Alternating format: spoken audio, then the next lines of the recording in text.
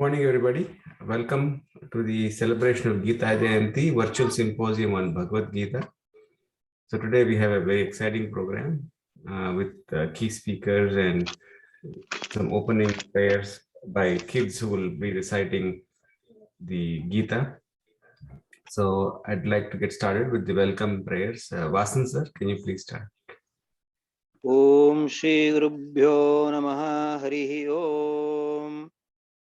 Om Bhadram Karnebe Shunuyama Devaah Bhadram Pashye Makshabhyajatra Sthirai Rangai Stushtuva Gumsastanobihi Vashema Devahitan Yadayuhu Swastina Indro Vrdhashravaah Swastina Pusha Vishwavedaah स्वस्ति नस्तार्क्ष्यो अरिष्टनेमिः स्वस्ति no बृहस्पतिर्दधातु Om Shanti शांति शांतिः ओम अग्ने नयः सुपथा राये अस्मान् विश्वानि देवा वयुनानि विद्वान् योयोध्यस्म जुहुराणमेनो भूयिष्ठान्ते नममुक्तिं विदेम ओम शांति शांति शांतिः ओम आब्रह्मन् ब्राह्मणो ब्रह्मवर्चसी जायताम् आराष्ट्रे राजन्यः शूर इषभ्योऽतिव्याधि महारथो जायताम् दोग्ध्री धेनुः ओढानद्वान् आसुसप्तिः पुरन्धिर्योषः जिष्णोरतेष्ठाः सभेयो युवा अस्य यजमानस्य वीरो जायताम् निकामे निकामेनः पर्जन्यो न वर्षतो फलवत्यो न वोषधयः पच्यन्ताम् योगक्षेमो नः कल्पेताम् ओम शांति शांति शांतिः ओम आप्यायन्तु ममाङ्गानि वाक् प्राणश्चक्षुः श्रोत्रमतो बलमिन्द्रियाणि च सर्वाणि सर्वं ब्रह्मोपनिषदम् अहं ब्रह्म निराकुर्याम् ममा ब्रह्म निराकरोतु अनिराकरणमस्तु अनिराकरणं मे अस्तु तदात्मनि निरतेय उपनिषत्सु धर्माः ते मयि सन्तो ॐ शान्ति शान्ति शान्तिः ॐ सहना भवतु सहनो भुनक्तु सह वीर्यं करवावहै तेजस्विनावधीतमस्तु मा विद्विषावहै ॐ शान्ति शान्ति शान्तिः ॐ अत पुरुषो ह वै नारायणो कामयत प्रजा सृजेयते नारायणात् प्राणो जायते मनः सर्वेन्द्रियाणि च खं वायुर्ज्योतिराप पृथिवी विश्वस्य धारिणी नारायणात् ब्रह्मा जायते नारायणात् रुद्रो जायते नारायणादिन्द्रो जायते नारायणात् प्रजापतयः प्रजायन्ते नारायणात् द्वादशादित्या रुद्र वसव सर्वाणि च छन्दागुंसि नारायणादेव समुत्पद्यन्ते नारायणे प्रवर्तन्ते नारायणे प्रलीयन्ते ॐ अथ नित्यो नारायणः ब्रह्मा नारायणः शिवश्च नारायणः शक्रश्च नारायणः यावा पृथिव्यौ च नारायणः कालश्च नारायणः दिशश्च नारायणः ऊर्ध्वश्च नारायणः अधश्च नारायणः अन्तर्बहिश्च नारायणः नारायण एवेदकं सर्वं यद्भूतं यच्च भव्यं निष्कलो निरञ्जनो निर्विकल्पो निराख्यात शुद्धो देव एको नारायणः अद्वितीयोऽस्ति कश्चित् एवं वेद इत्युपनिषत् ॐ शान्ति शान्ति शान्तिः हरिः ॐ तत्सत्.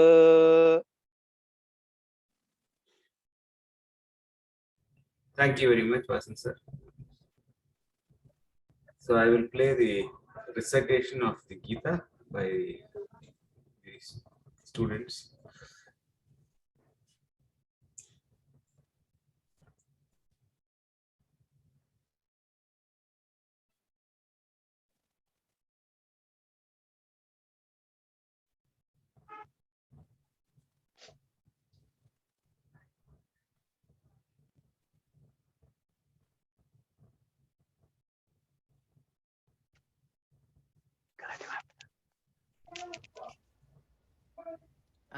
द्वितीयोऽध्यायः सांख्य योगः।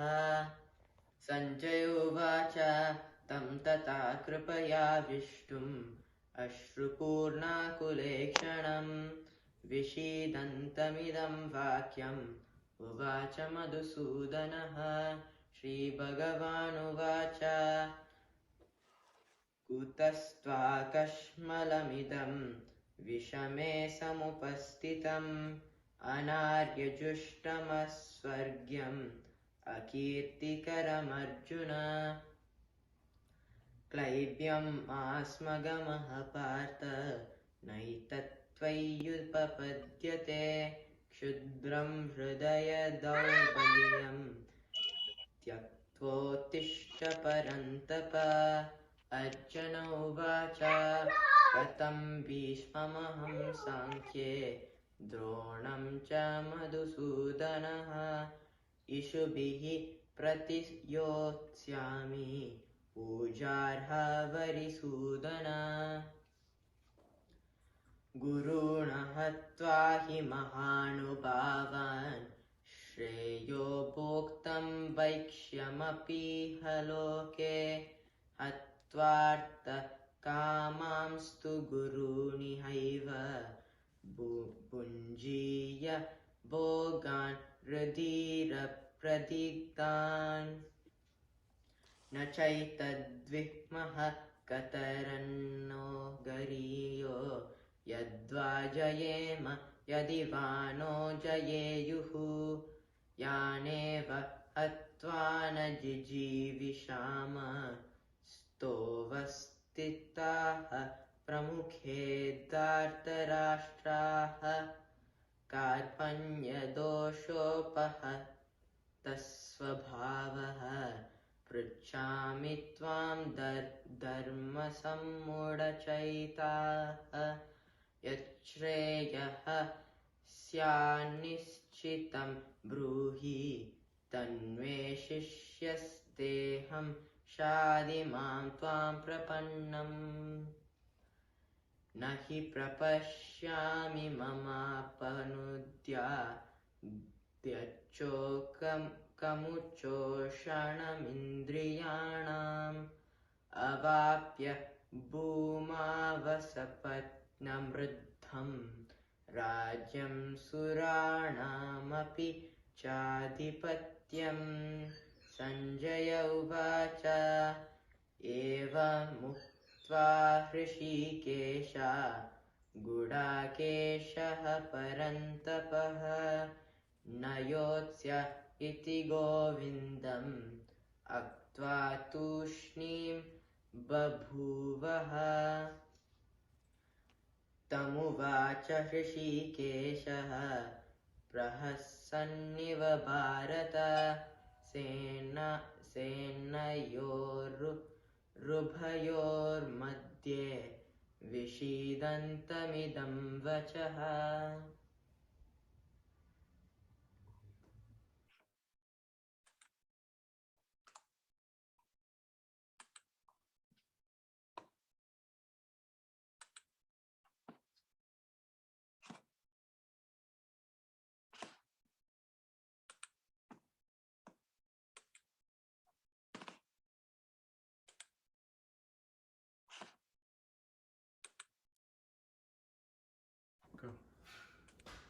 Namaste. My name is Anish Kalyam. I am in 7th grade at John Water Middle School in Columbia, Missouri. Today I'll be reciting about the 10th chapter of the Bhagavad Gita, first 10 slokams. Shri Gurubhyo Namaha Harihi Om. Shri Krishna Parabrahmana Namaha. Srimad Bhagavad Gita Su.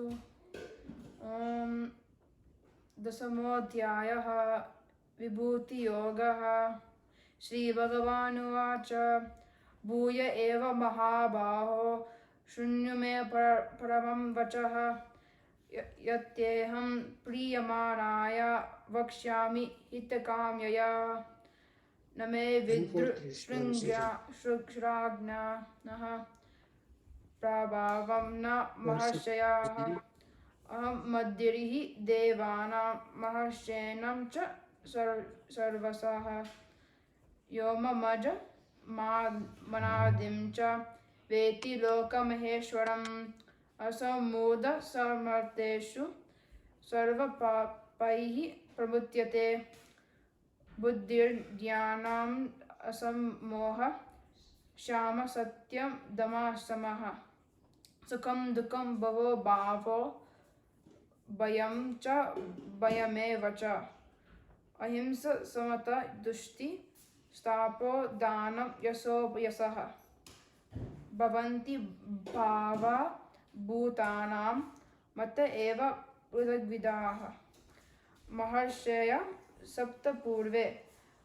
चत्वरो मनवस्तत मद्भाव मानसा जाता येषां लोक इमाः प्रजाः एतं विभूतिं योगं च मम यो वेति तत्त्वतः सोऽवै कम्पेन योगेन युज्यते नाथ संशयः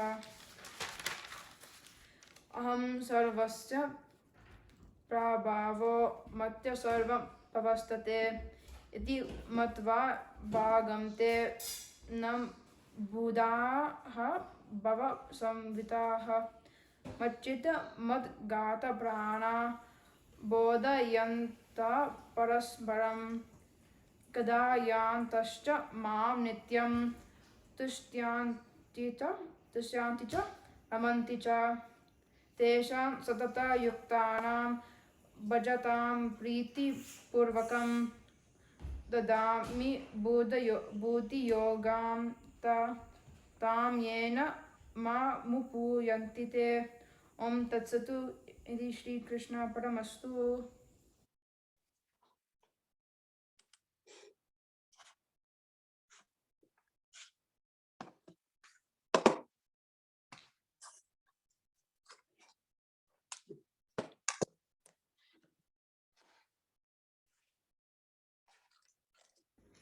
Namaste, my name is Cheshit.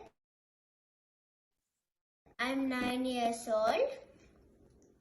Today I'll be reciting 12th chapter Bhakti Yoga, slokas 11 to 20.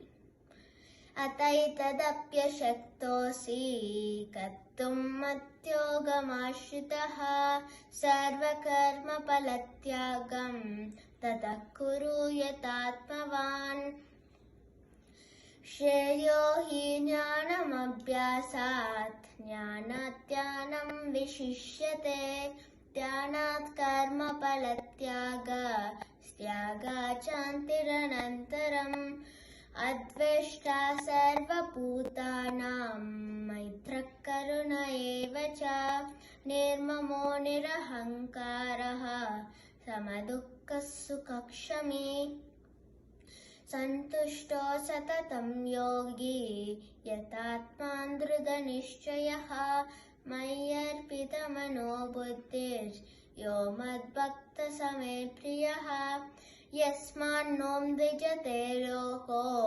लोकान्नो द्विजते च यः हर्षामर्षभयोद्वेगैर्मुक्तो यः स च मे प्रियः अनपेक्षः शुचिर्दक्षः उदासीनो गतव्यतः सर्वारम्भपरित्यागी यो मद्भक्तः स मे प्रियः यो न हृष्यति न द्वेष्टि न शोचति न काङ्क्षति शुभाशुभपरित्यागी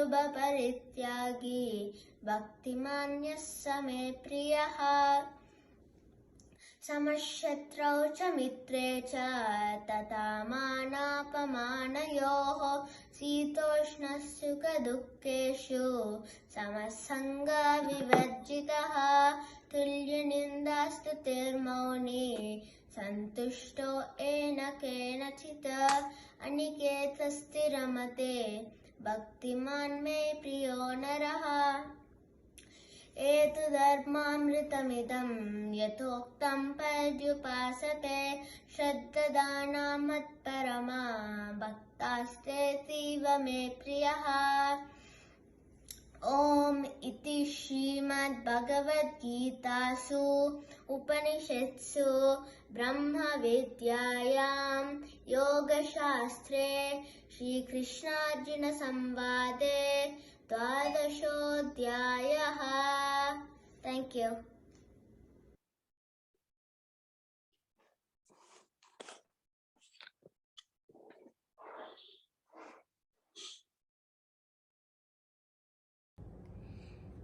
Namaste, I'm Adhya. I'm 4 years old. Today I'm reciting 12th chapter Bhakti Yoga.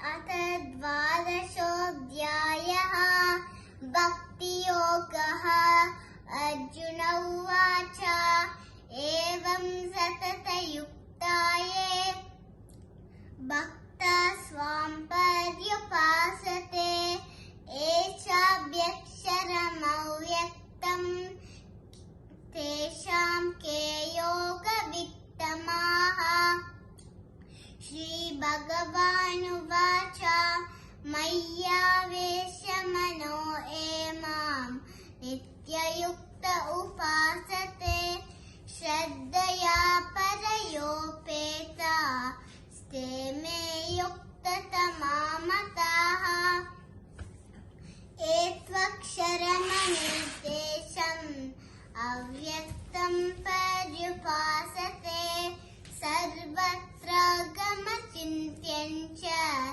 Kutastamanchalam Dhruvam Sanniyam Endri Agramam Sarvatra Samabuddhayaha Te Prapnuvanti Mameva Sarvabhuta Hite Rataha Kleshodikatarastesham Avyakta Shakta Chetasam Avyakta Hi Gatir Dukkam Dehavarbiravyapyate Etu Sarvani Karmani Mayi Sanyasya Matparaha Ananyainaiva Yogenam Mam Dhyayanta Upasate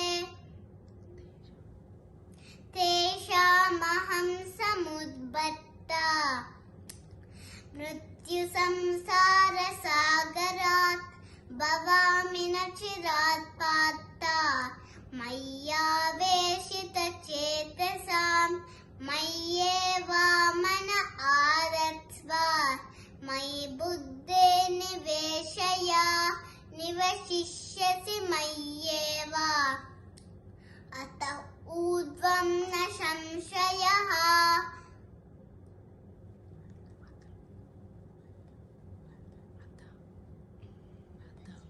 Ata Chittam Samadatum Nashagnoshi Mayistirim Abhyasayogena Tato Mam Ichhaptum Nananjaya Abhyasepya Samartosi Matkarma Paramo Bhava Madattamapi Karmani Kurvam Siddhimavapsasi. Thank you.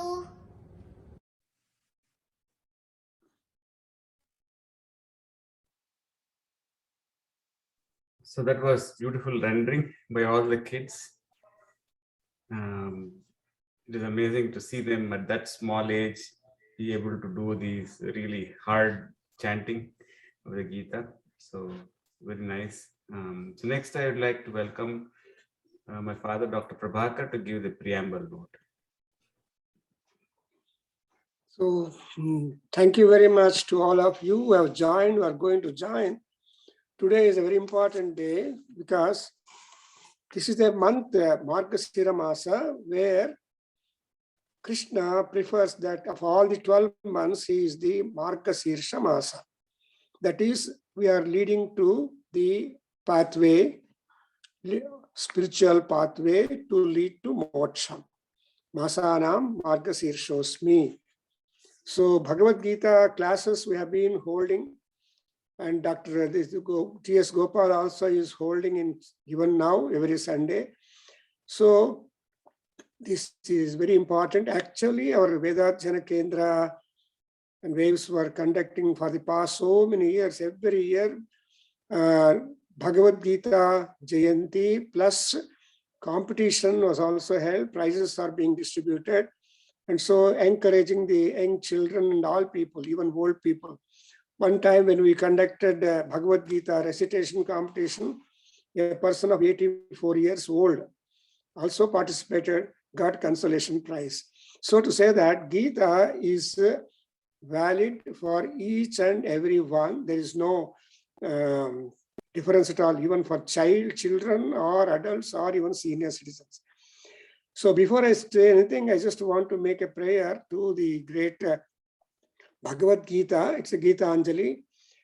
Gita kalpatarum bhaje bhagavata krishnena samropitam Veda vyasa vivardhitam srutisiro bijam prabodhankuram nana shastra rahasya sakham arati shanti pravalankitam krishnanghridvaya bhakti pushpa surabhim moksha pradam jnaninam.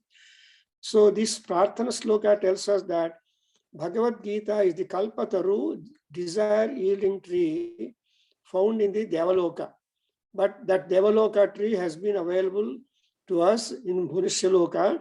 So it's a kalpataru here. And who is the person who sowed the seed? Krishna has sowed the seed, samropitam. Then who has poured water and brought the tree up? It is Veda Vyasa Maharshi. So we have to remember him, Veda Vyasa Vivardhitam. And what are the ankuras for this? Shruti Siro Bijam, the Vedas, whatever has been told in Veda, all that has been explained to us in summary. That's why we say Bhagavad Gita Su, Upanishadsu, and Yoga Shastre. That's how we say that. Therefore, it's Shruti Siro Bijam. And ultimately, what Gita gives to everybody is a prabodha. Prabodha is most important. We should be aware and get awakened of our inner potentialities and inner bhakti and inner devotion and all that. So this Gita will be able to enkindle all that. And the secret of this Bhagavad Gita is the essence of all Shastras, not only Shastras, but also the secrets of Shastras. Nana Shastra Rahasyam. And ultimately, when once we understand the Bhagavad Gita, and today we are having some very important 3 speakers to share their knowledge, just to throw light upon these concepts, Arati, Shanti. So these are the 2. Arati is a detachment, Shanti is forbearance and tolerance and trying to move towards the higher goals of spirituality. And so the 2, we are just offering the bhakti in the form of flower, and ultimately we become gnanins and moksham is there. You know, it is said that Krishna himself said, Artho jignasu artharthi gnani cha narashabha. So to Arjuna, he says, only 4 people approach. Among the 4 people, the first 3 people will drop out. They will not continue. When once the arti is done from Krishna, they forget him. Jignasus are those who go on trying to know something. I mean, once they come to know about it, they stop thinking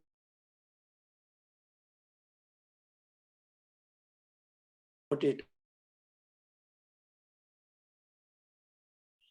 And artharthis want the meaning or philosophy. And these 3 people are not permanent, but gnani cha narashava. Tasmad gnani bhavarjuna. Yogi bhavarjuna. Yoga is gnanam and gnanam. So all these things have been very well illustrated, and not myself speaking much about. Every week, every Wednesday evening, I am holding classes to people group of people from Atlanta and all places in America, and some people joined from India also.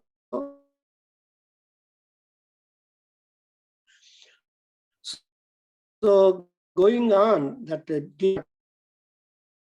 as we keep on teaching, we get more and more threats, and then we come to know that, because Krishna said, just now the child recited, how do you control the mind?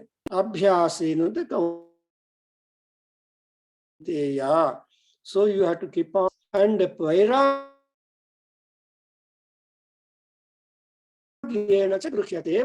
So Vairagya. These are the two tools through which we can make our mind still, mute. So all yoga masters will start requesting the participants to mute your mind or withdraw all your thoughts. When once our mind becomes withdrawn of thoughts, it becomes ready to proceed further, and God can interfere. Alakshmi nasayamyam upaitumam devasaka, as said in Sri Suktam. So when once the Jesta Alakshmi is done, then devasaka, Agni, energy, yoga, activity, radial, the thermal power, and all that will come to us. Therefore, because he's a Devasakha, the Agni is said to be the friend of all gods. Who is friend of all gods is our friend also, because Devanam Sakshami Yushe, that is our target. Why are we doing puja and all that? Just to befriend gods.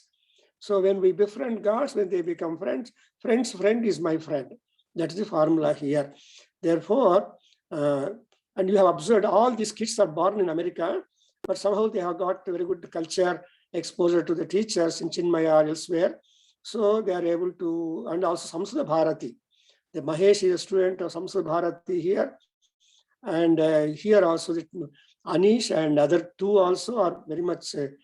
So anyway, they have got that culture. So looking at them, we should understand that Bhagavad Gita should begin from right young age, and it will come to know the secrets of that more and more afterwards. So with these few words, inviting Sri Rita Devi, she is in Atlanta in America. She is doing a lot of philosophical service, and she's a Vedantin, and she herself will introduce. She's already familiar to us. She will be talking on this Sat Bhavana, because Sat Chit Ananda is Paramatma, but she has only chosen Sat concept, and she will be highlighting what. And next we have got our Chaturvedi, who speaks about the Zuddhadvaita and Vallabhadeva's commentary to interpret the Vedas from Bhagavad Gita's point of view. And we have Dr. Nath Garu, who has been working on Krishna Gitas and Krishna and Anugita and all that. He will be also talking about Krishna's Bhashyam upon Bhagavad Gita itself. So it is very good, because the authors themselves write a commentary for their own work, something like that. Dr. Nath Garu is doing like that. So anyway, we have got wonderful speakers. We listen to them more, and afterwards we can have our own concluding remarks from Dr. Gopi Chen, who is a medical doctor. So there's a good combination and a meeting of all places. Welcome to everybody. Thank you very much. Sri Ram. So shall we start with Dr. Ganesh's talk? Yeah, T.S. Gopal will speak for a few minutes, and because he has been holding classes and promoting. So after Gopal, I think we can start with Rita and other people. Okay. So then I request the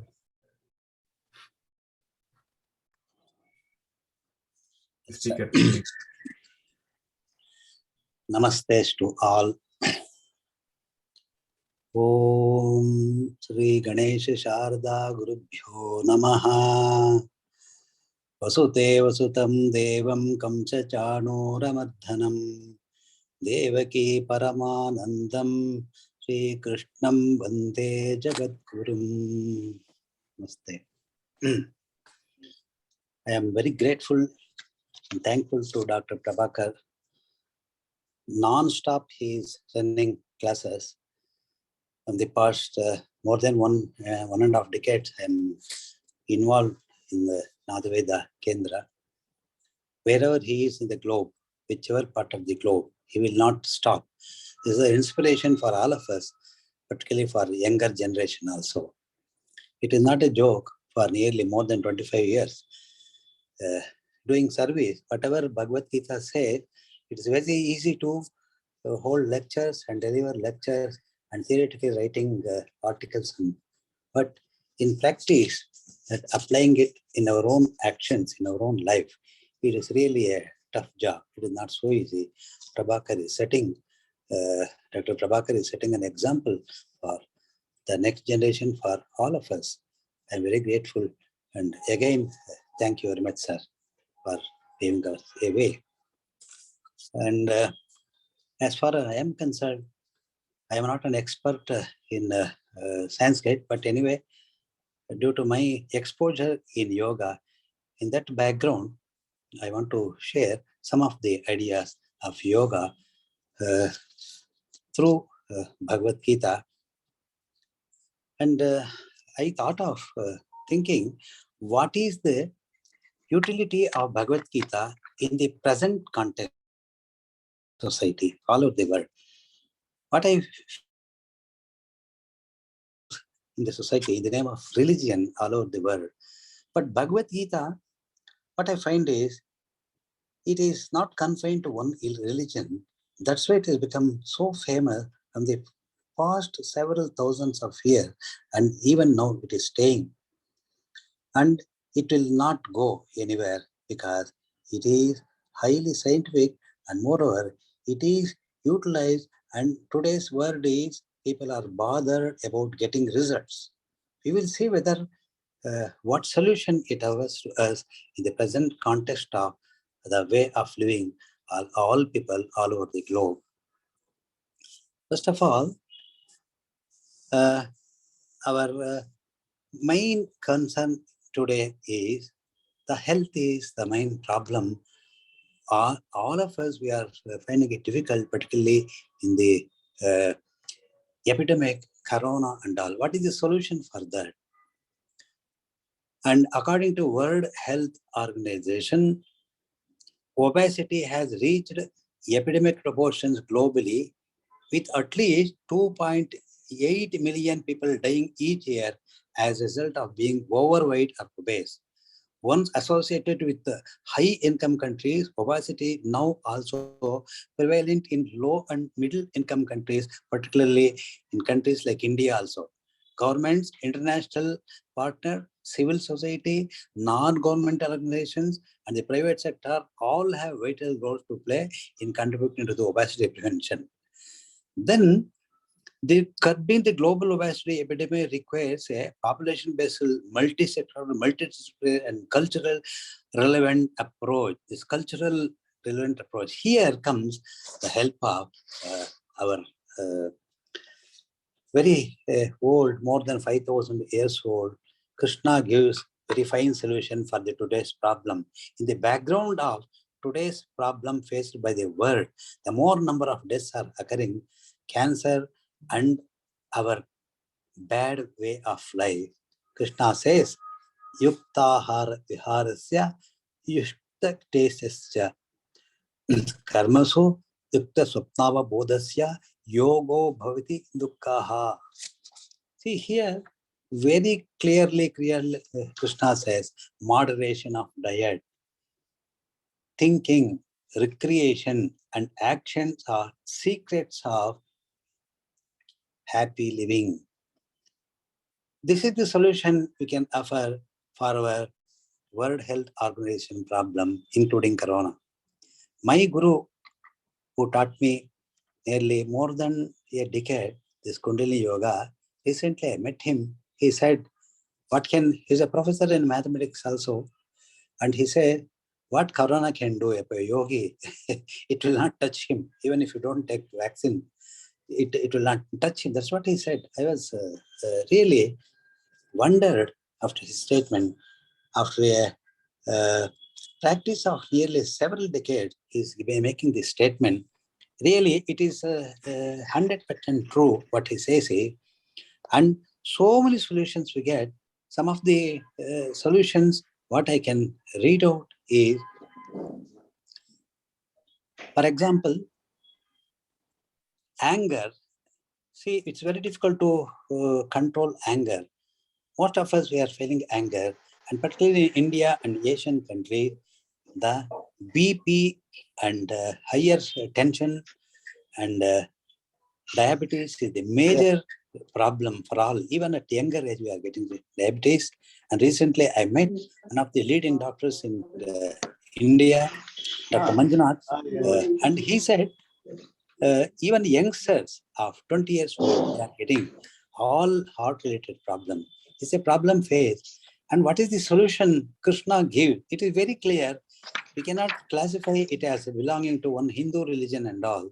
All the entire global people have to watch this. Anger, chapter 2, sloka 56, chapter 2, sloka 62, sloka 63, chapter 5, sloka 26, sloka 1, 2, 3 of chapter 16, 21.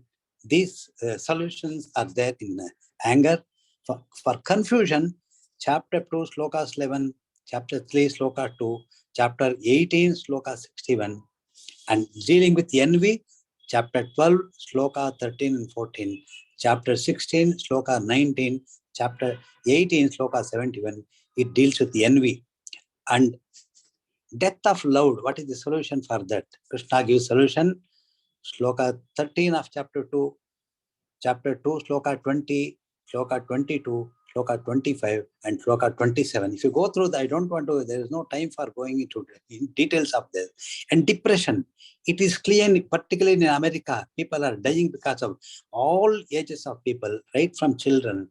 They are facing more and more deaths are taking place.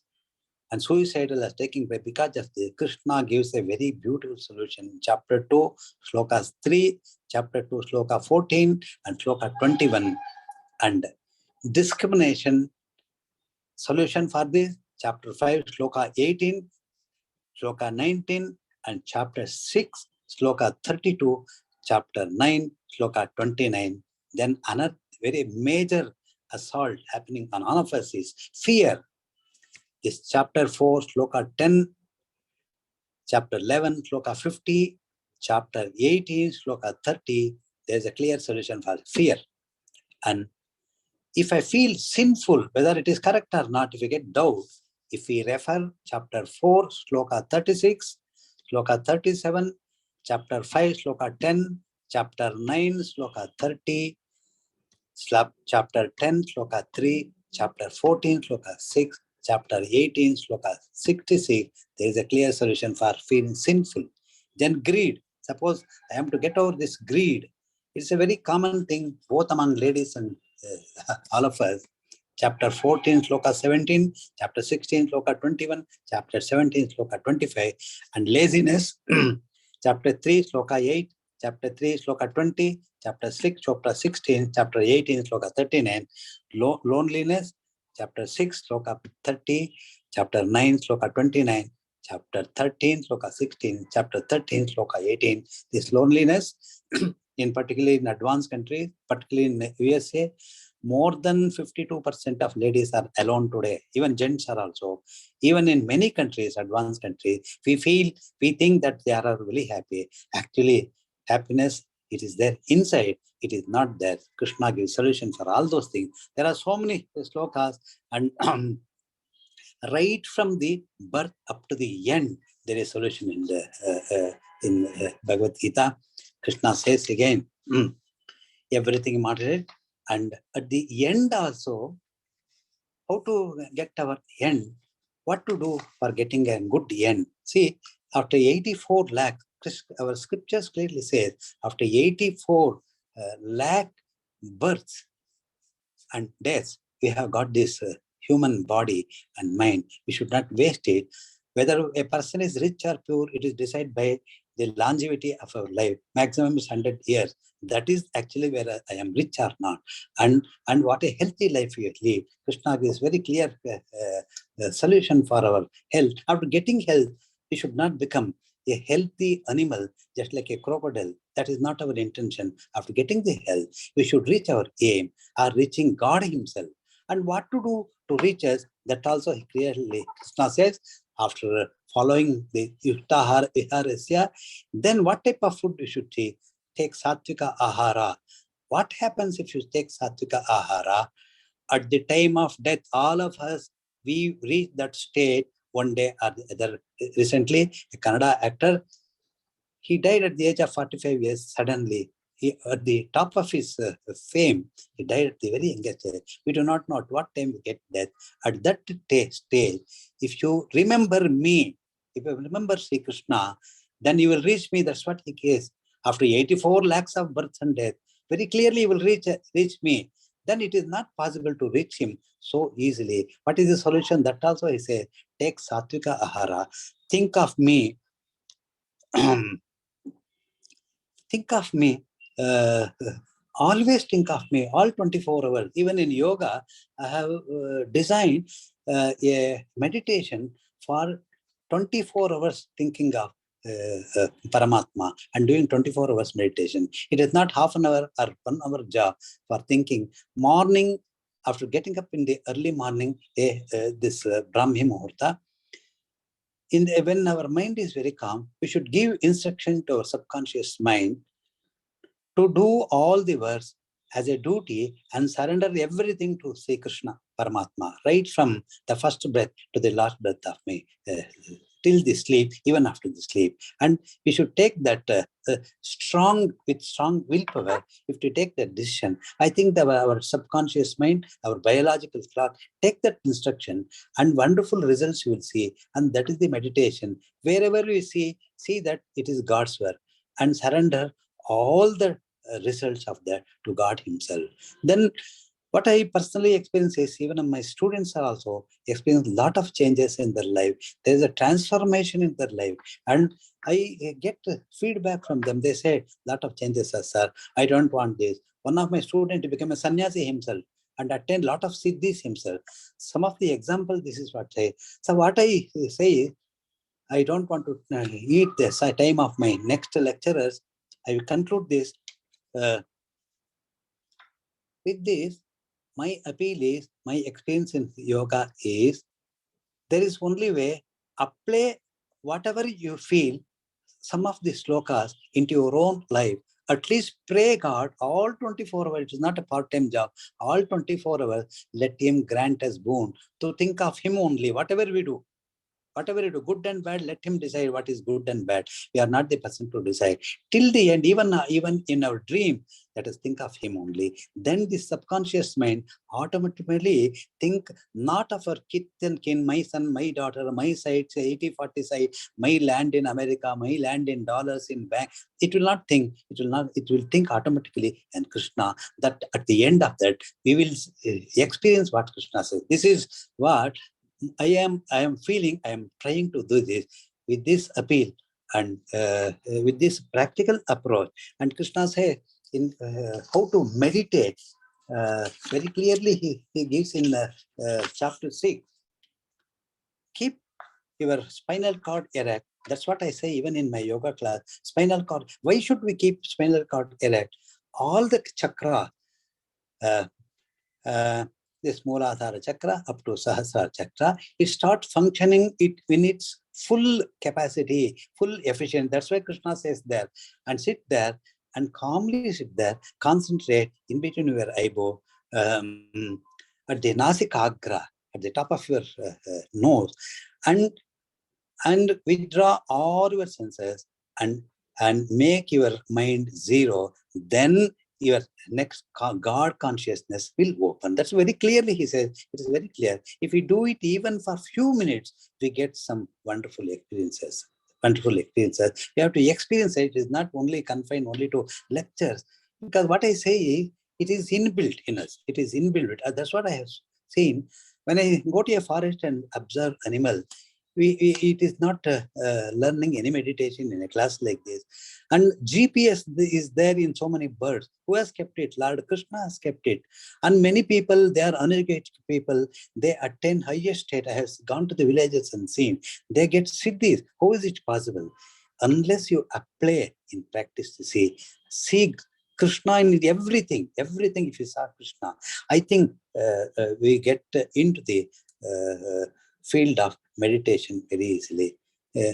Whatever little I know, very, very little, I am not an expert. in delivering the lecture. But anyway, I have shared some of the views, what I am really experiencing in my life, what I am sharing with my student. And I really, thousands of thanks to Dr. Prabhakar for giving me an opportunity to share my some of my idea with all of you. Thank you very much, sir. Thank you very much.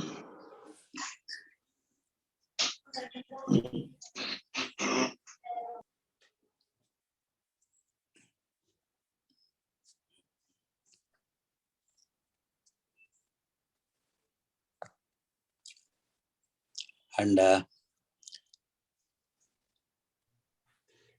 next we have. So shall I play Dr. Gharai's talk now? if you permit me, I will just sing a small bhajan, sir. A small bhajan for 2-3 minutes. Please go ahead. Yes. Yes? Yes, please go ahead.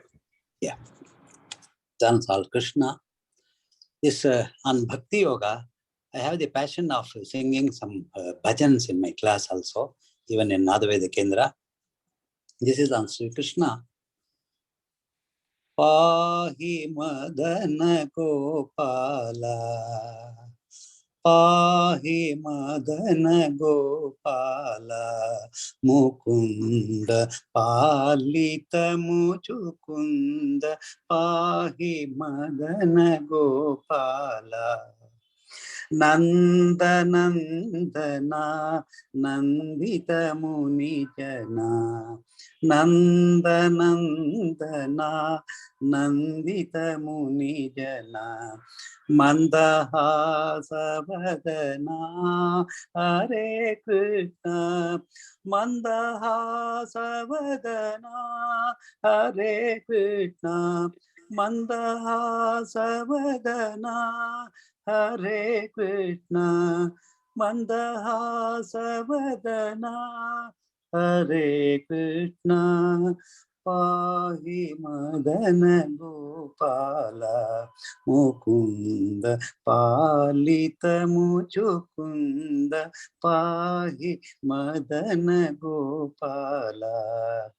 Danditari Pujana Andajavahana, Danditari Pujana Andajavahana, Pundari Kanayana Hare Krishna, Pundari Kanayana Hare Krishna, Pundari Kanayana Hare Krishna, Pundarika Nayana, Hare Krishna, Pahi Madana Gopala, Mukunda Palita Mujukunda, Pahi Madana Gopala, Indira Ramana Mandara Bharana, Vandita Devagana,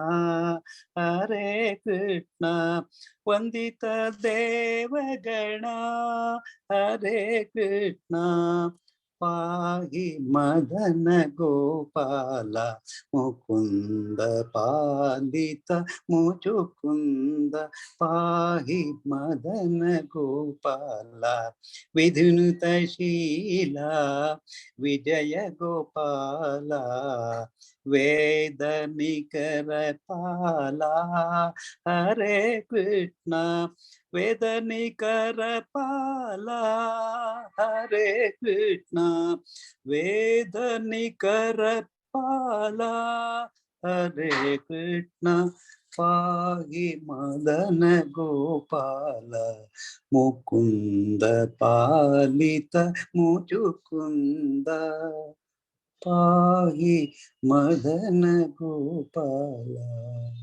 Pahi Madana Gopala, Pahi Madana Gopala.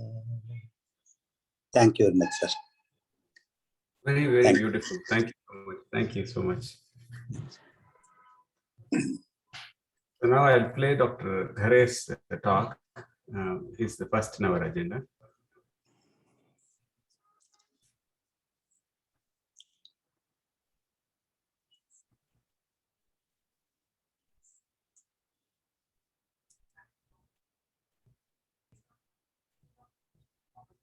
ओम श्री गणेशाय नमः।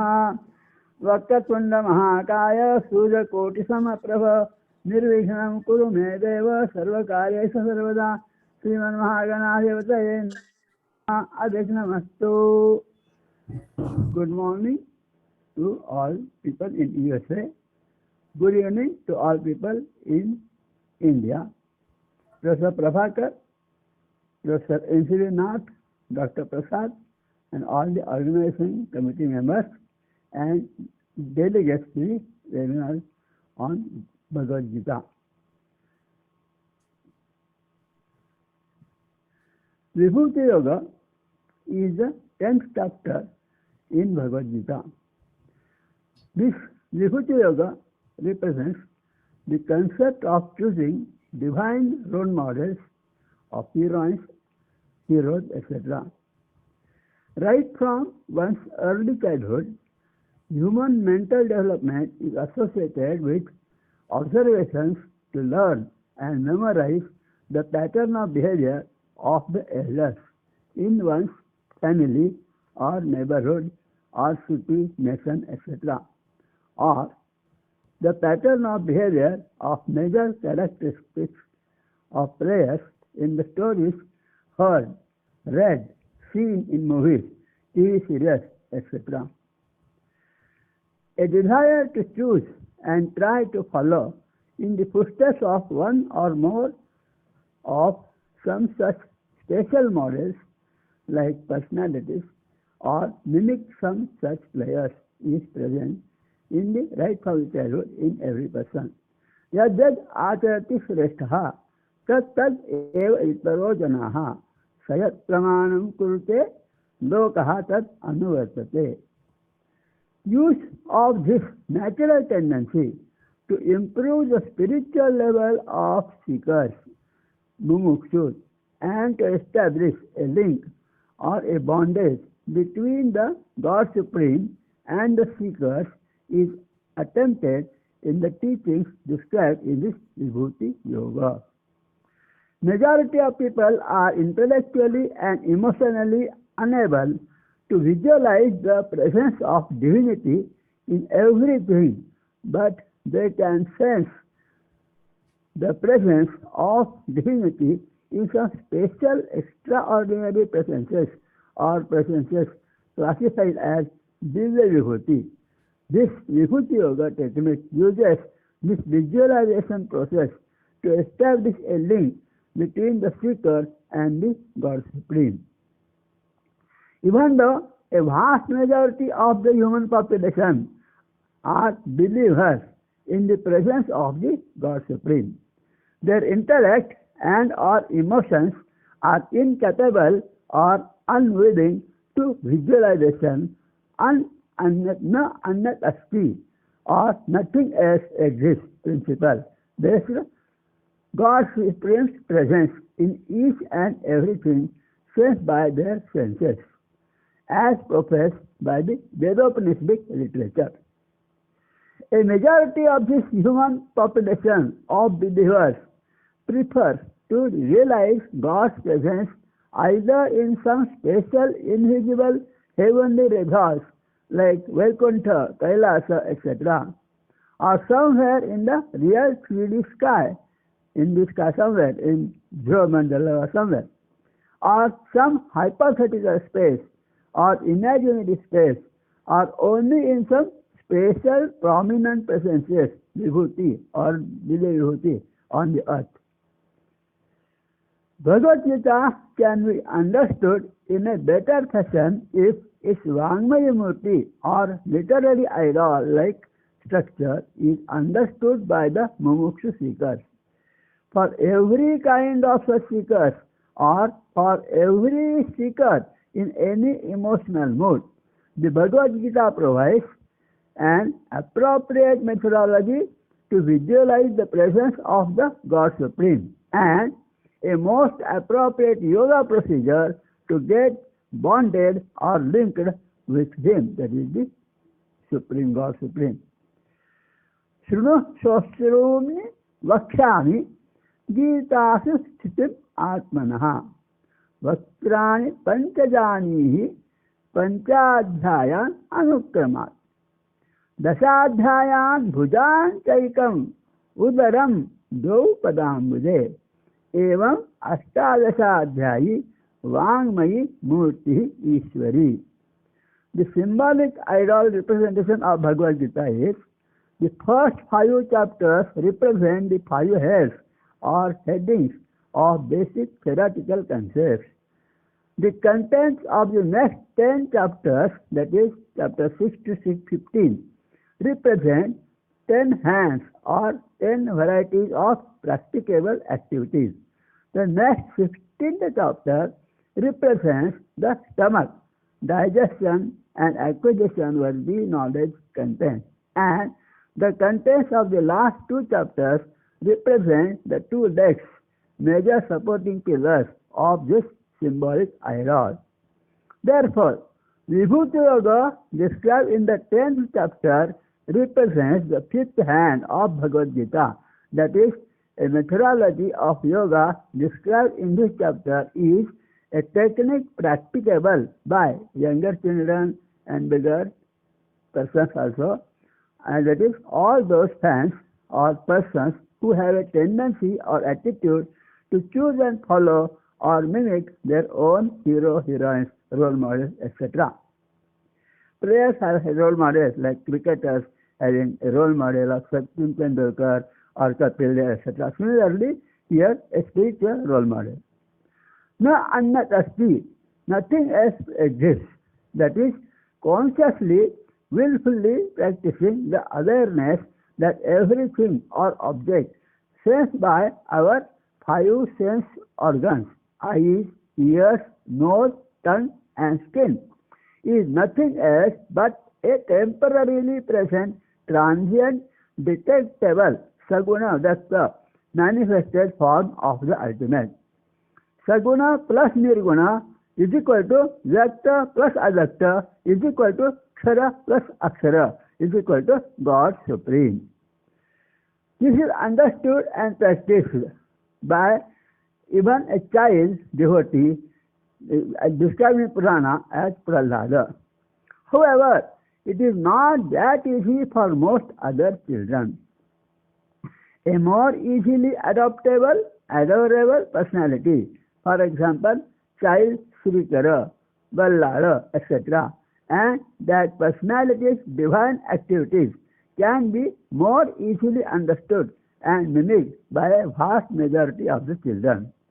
A long list of possible natural and divine role models, vibhutis, is provided for studying in following by performers of this variety of yoga, who can be in different age groups and or engaged in different fields of activities. In the first 11 stanzas of this chapter, the theoretical basis is explained as Buddhi Yoga. For example, Bhagavan Vacha, Aham Adihi Devana Maharshinam cha Sarvasaha. The God Supreme is the original source of everything that has got manifested in this universe.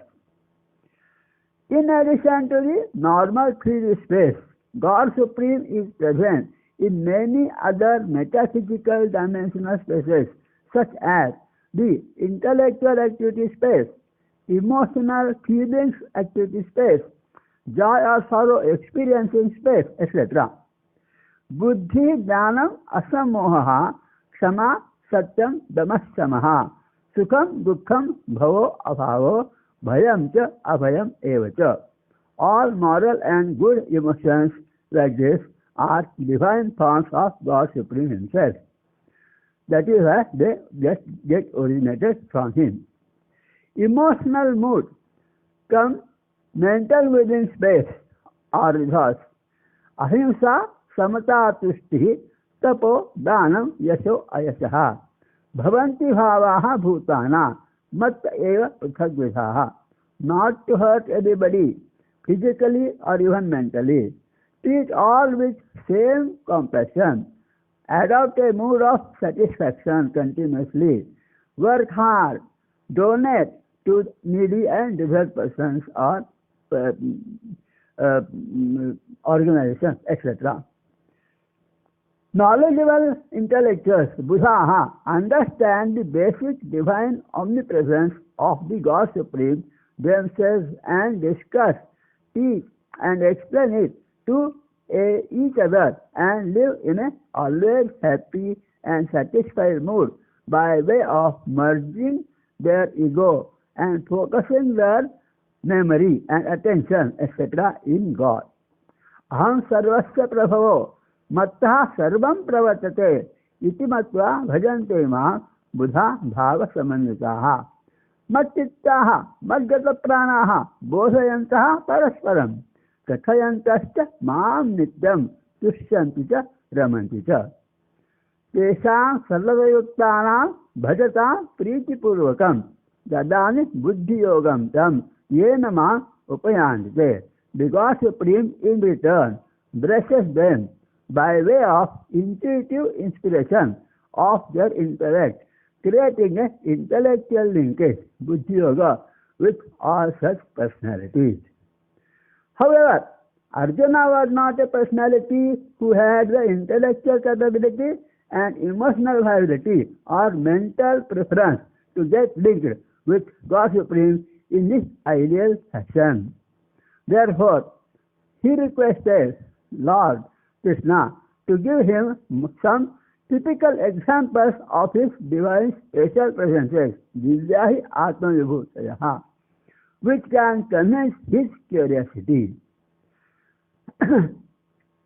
Therefore, even though Vibhuti is also a presence like an ash which gets left unburned even after prolonged exposure to fire, the Lord reeled out a long list of typical role model type examples of divine special presences.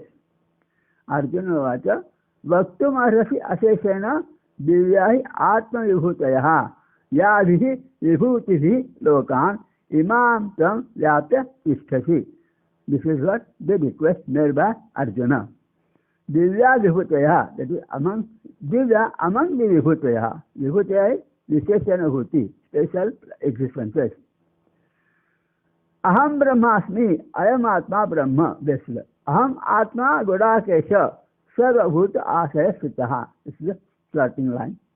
That God Supreme is like the soul in all living species, which remains constantly present in a physical body made up of atoms and cells, which keep on dying or excreted and getting replaced continuously throughout the lifespan of every living species. But the Atma is not excreted or is not changed or replaced continuously. Atma remains constant. Only the atoms and molecules and cells get replaced.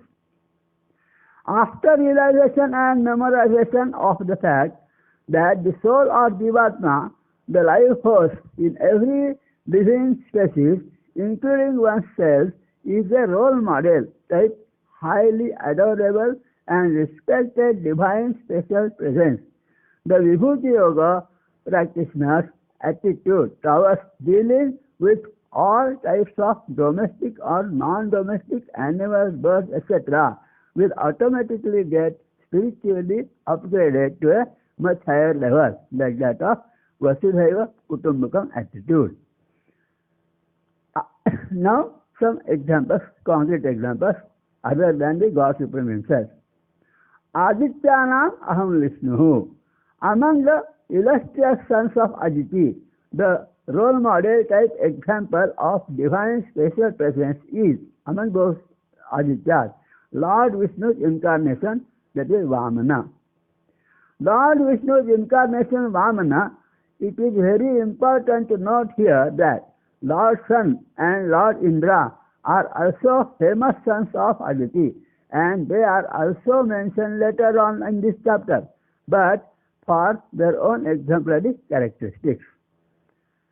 The exemplary characteristics of Lord Vishnu's incarnation Vamana was that he did not adopt any violent war-based technique to win the Svargaloka from powerful as well as highly spiritual and good moral character possessing King Bali. On the contrary, he approached him as a young little dwarf, brahmachari boy, and symbolically begged Trailokya in a donation. After ensuring the donational gift, Lord Vamana limited the territorial scope of Bali's kingdom to Pataloka and assured him that he will reign in the Swargaloka also as per the next Indra in the next Manvantara period. Practical examples, Vishesha Divya Ahuti. Now, if a Vibhuti Yoga practitioner chooses to follow Lord Vamana as a role model, then she would use the intellect, abandon violence, self-ego, etc., even adopt begging child like a socially low-level status, etc., while dealing with morally exemplary high-level personalities like King Bali in his own life. Jyotisham Ravi Antima, another example.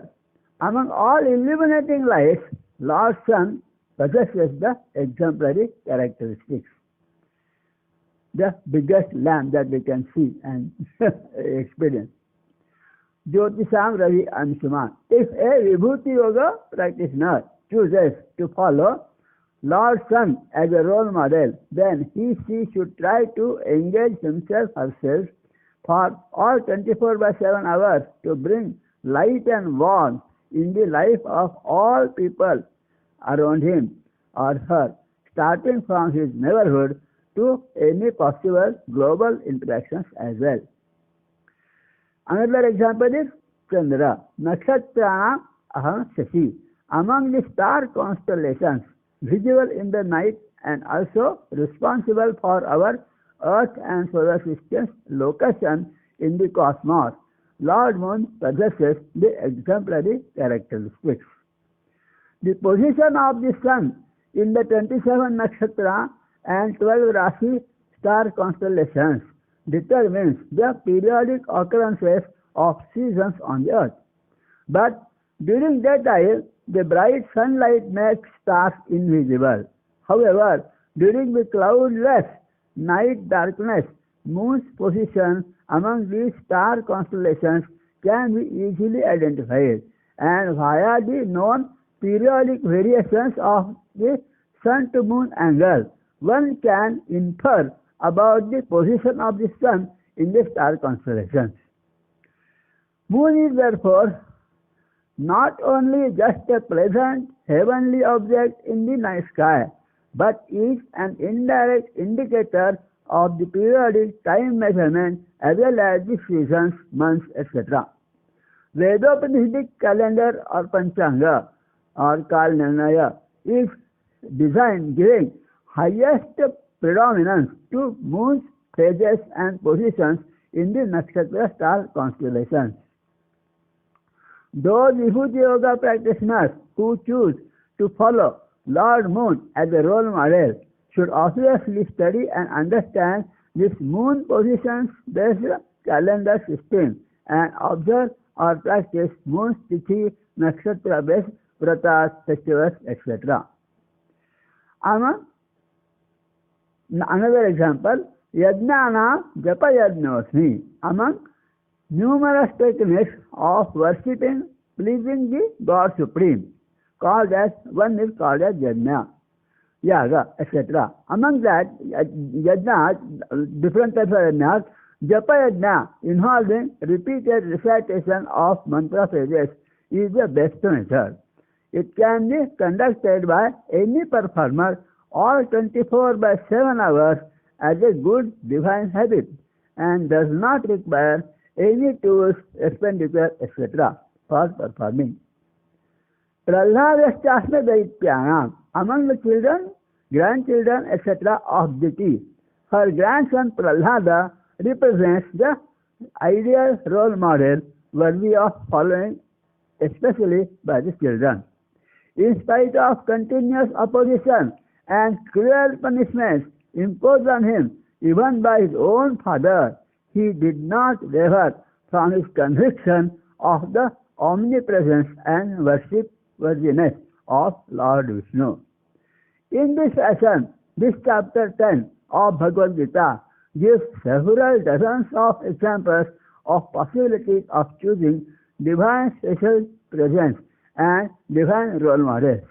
Yoga practitioners following this method of appreciation of some extraordinary qualities as divine and follow them to reach higher spiritual levels can choose their own suitable to their own inclinations and tastes.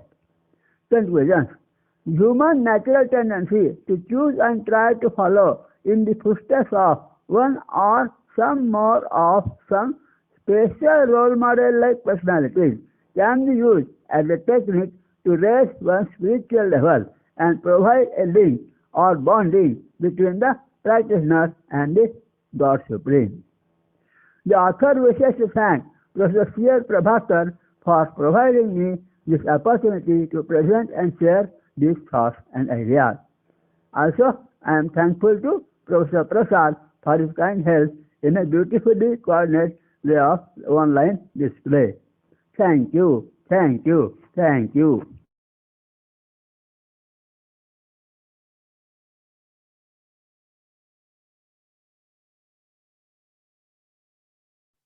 Thank you, Dr. Gareji. So now I request Srimati Rita Matthew to please give her talk.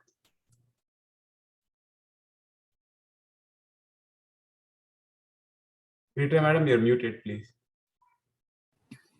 Pranam Prabhakar Garu, thank you for encouraging me to feel worthy of speaking a few words on Bhagavad Gita text.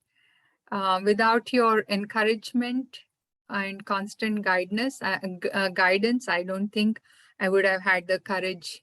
I'm like Arjuna anyway. So, and also thank you to Professor Prasad for all the good work that you're doing in the community. So my topic today is revisiting Sadbhava, the word Sadbhava in chapter 17 of verse of Bhagavad Gita. Why did I choose to focus only on Sadbhava versus the entire description of Brahman, Satchitananda? I was studying the Vedantic text, Aparokshanubhuti, and in that there's a word, Aparoksh Anubhuti Rvai Prochate Moksha Siddhaye, Sadbhireva Prayatnena Vikshaniya Muhur Muhur. So the possibility of achieving Sat needs constant Vikshaniya, Muhur Muhur, constant practice. So here, the possibility of cognition and ultimate insight into truth about reality is based on the connection of desires, thoughts, and actions. So similar to the English expression, be careful what you think, it will determine your actions and hence your destiny. In the Aitreya Upanishad, also there's such a connection. Om Vang Me Manasi Pratishtita, Mano Me Vachi Pratishtita, Mahavira Vira Virma Edi Vedasya Me Anisthaha. Om, may my speech be based on the mind. May my mind be based on speech. O self-effulgent one, reveal thyself to me. May you both, speech and mind, be the carriers of the Veda to me. So mind and speech and actions, they seem to be all connected. Where is this connection coming from? And I thought maybe I should go back to the Bhagavad Gita and figure out what it is that Lord Krishna was trying to tell Arjuna in terms of what is Sat and what is Brahman. Lord Krishna's teachings in the Bhagavad Gita start only after Arjuna recognizes his struggle with samsara, his karpanya dosha or helplessness, and subsequent sharanagati or surrender to Lord Krishna. And this is exactly where I found myself.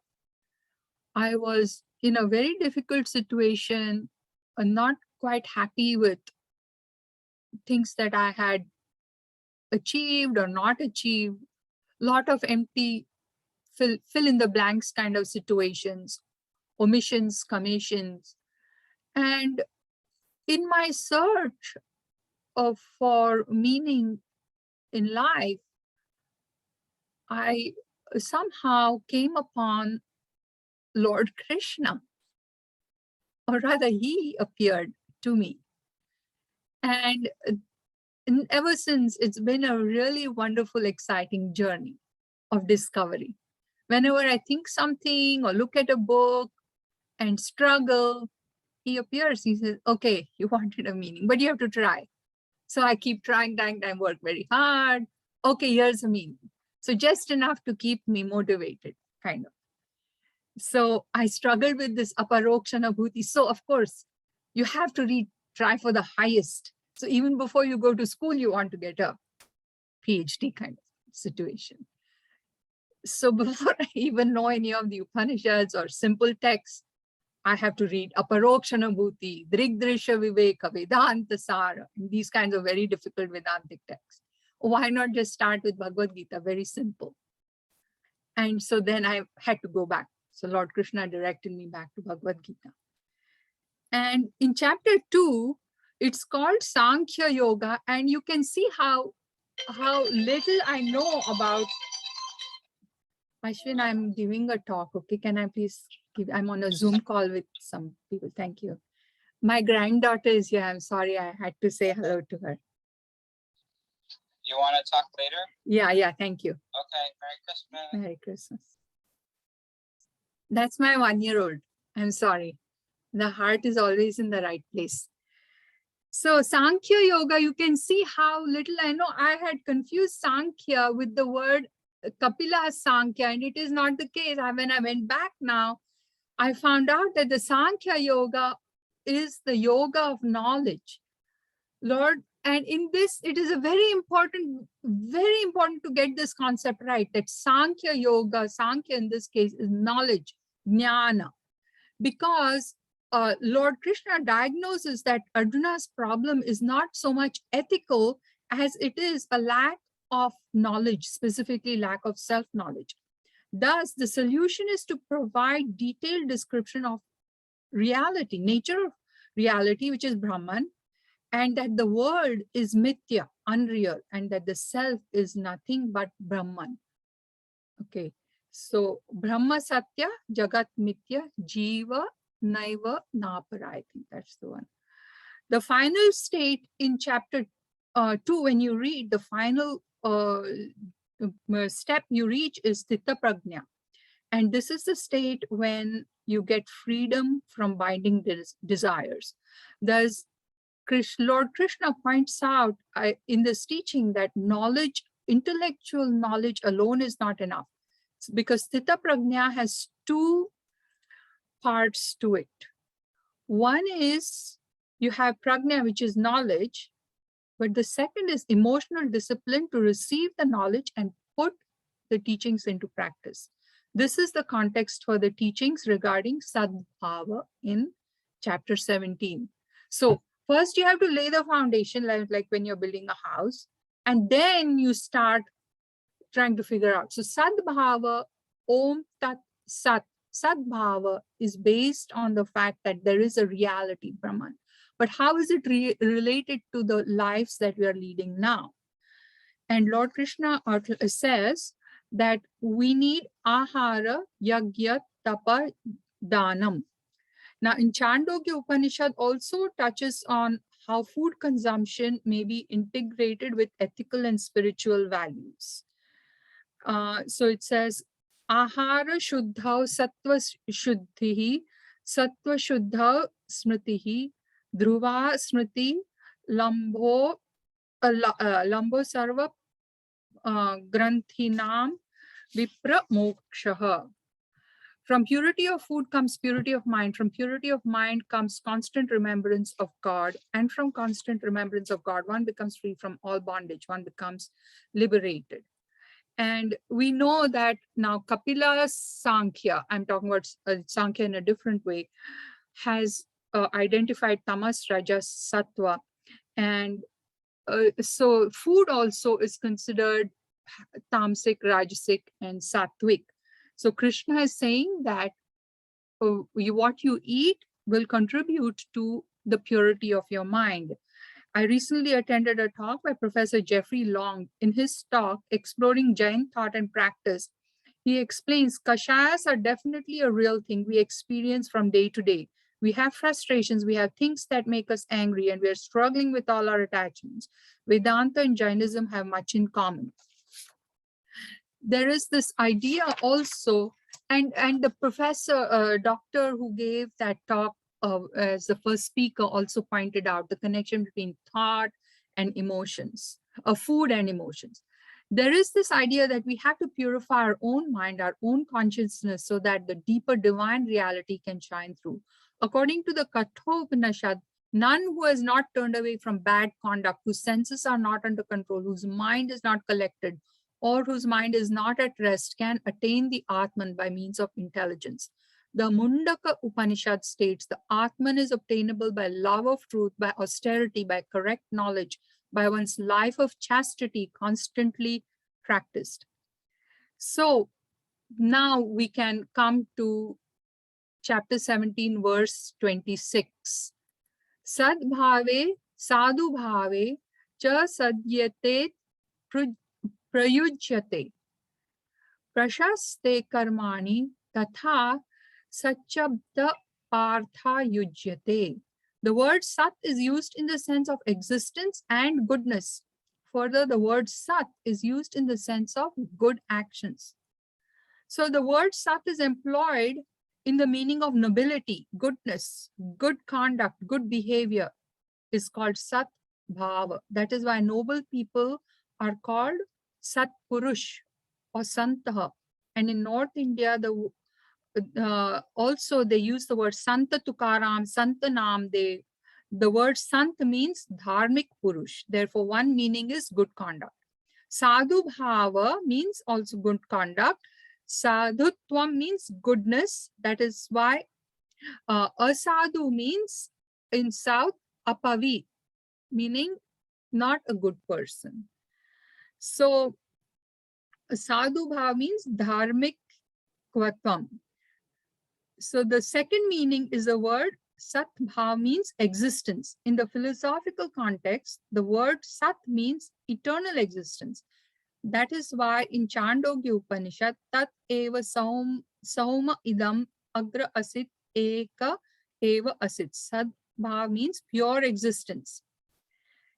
Then the meaning prashaste karmani. Any good karma is also called sat karma. This also we use often. Any great noble action is also called sat. So what is the difference between sadhu bhav and prashaste karma? Sadhu bhav refers to noble behavior or conduct. It is in the context of character, but also it is in the meaning of action. So there are three meanings that Lord Krishna provides, which is yagya, tapasi, dane, cha, sthiti, saditi, chochate. Steadfastness in yagya, austerity, and charity is also termed as sat. Again, any action for the sake of the Lord is indeed said to be sat. The fourth meaning of this word sat means perseverance or commitment or willpowers. Sthiti, which is what was mentioned at first in the beginning in chapter 2, sthita prajna. So sthiti with regard to what? Yagya, tapas, dana, cha, with regard to the practice of these three spiritual disciplines. Commitment to yagya, commitment to tapas, commitment to danam. This nishta is also called sanishta. So sadbhavna, character, sat karma, good action. Sat nishta, good commitment. In all this contexts, the word sat is used in addition to eternal existence. So the fifth meaning of sat bhav is karma chaiva tadarthiyam. Any other activity, any other secondary activity, satellite activity, which will promote yagya, danam, and tapas. So previously we said yagya, dana, tapas. The primary activities are called sat, and everything else, the mundane activities, should be only to promote yagya, dana, tapas. Only the kind of intelligence or buddhi which has been sharpened through constant effort to become pure in thought, word, and deed is equipped to pursue a path of Siddhanta inquiry. Who am I? Thereby leading to the realization of the highest truth. And then Krishna, in the last verse 28, says, whatever is offered as oblation, given as charity, practiced as austerity, and done in worship, as worship without faith, is said to be asat. It fructifies neither here nor thereafter. So when we perform any action, we must say Om Tat Sat, because then we are committing that action and all its fruits. We are remembering that all of this is Brahman, it is sacred. And Lord Krishna reminds us, just chanting that one word, Om, Tat, and Sat, can help us overcome our gunas, which we have acquired through our karmic prarabdha. So just by saying Om Tat Sat and calling on Lord Krishna is sufficient for us to reach that stage of Sthita Prajna and self-realization. Hari Om. Sarvam Sri Ramakrishna Arpanamastu. Thank you. If there is a moment, I can sing a song if you like. Yeah, I'll sing a song. Darshana do ghana shama nath more akhiya pyasi re. Darshana do ghana shama mana mandir ki jyoti jaka do. Mana mandir ki jyoti jaka do. Ghat ghat vaasi re. Darshana do ghana sham. द्वार दया का जब तुम खोले, पंचम सुर में कुंका बोले.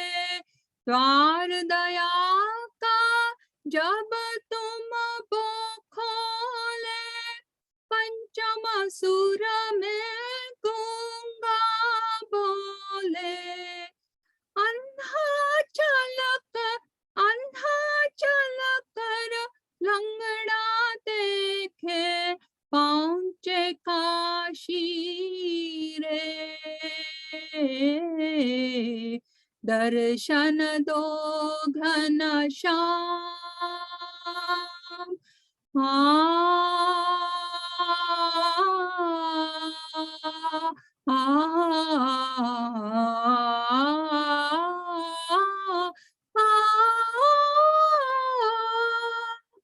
पानी पी कर प्यास बुझाऊं, नैनन को कैसे समझाऊं. आँख में चोली छोड़ो अब तुम, मन के वासी रे. दर्शन दो घन Shyam.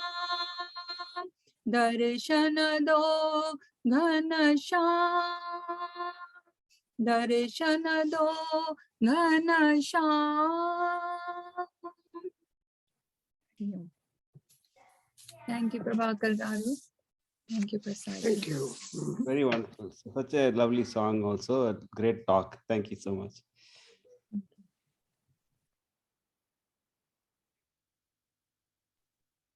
So next, I'd like to invite Dr. Aditya Chaturvedi to please give his talk.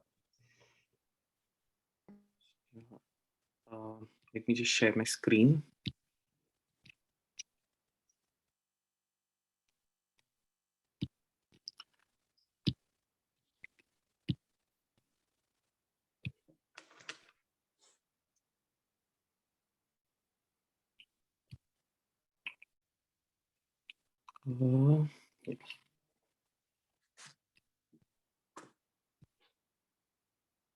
Okay, pranam everybody.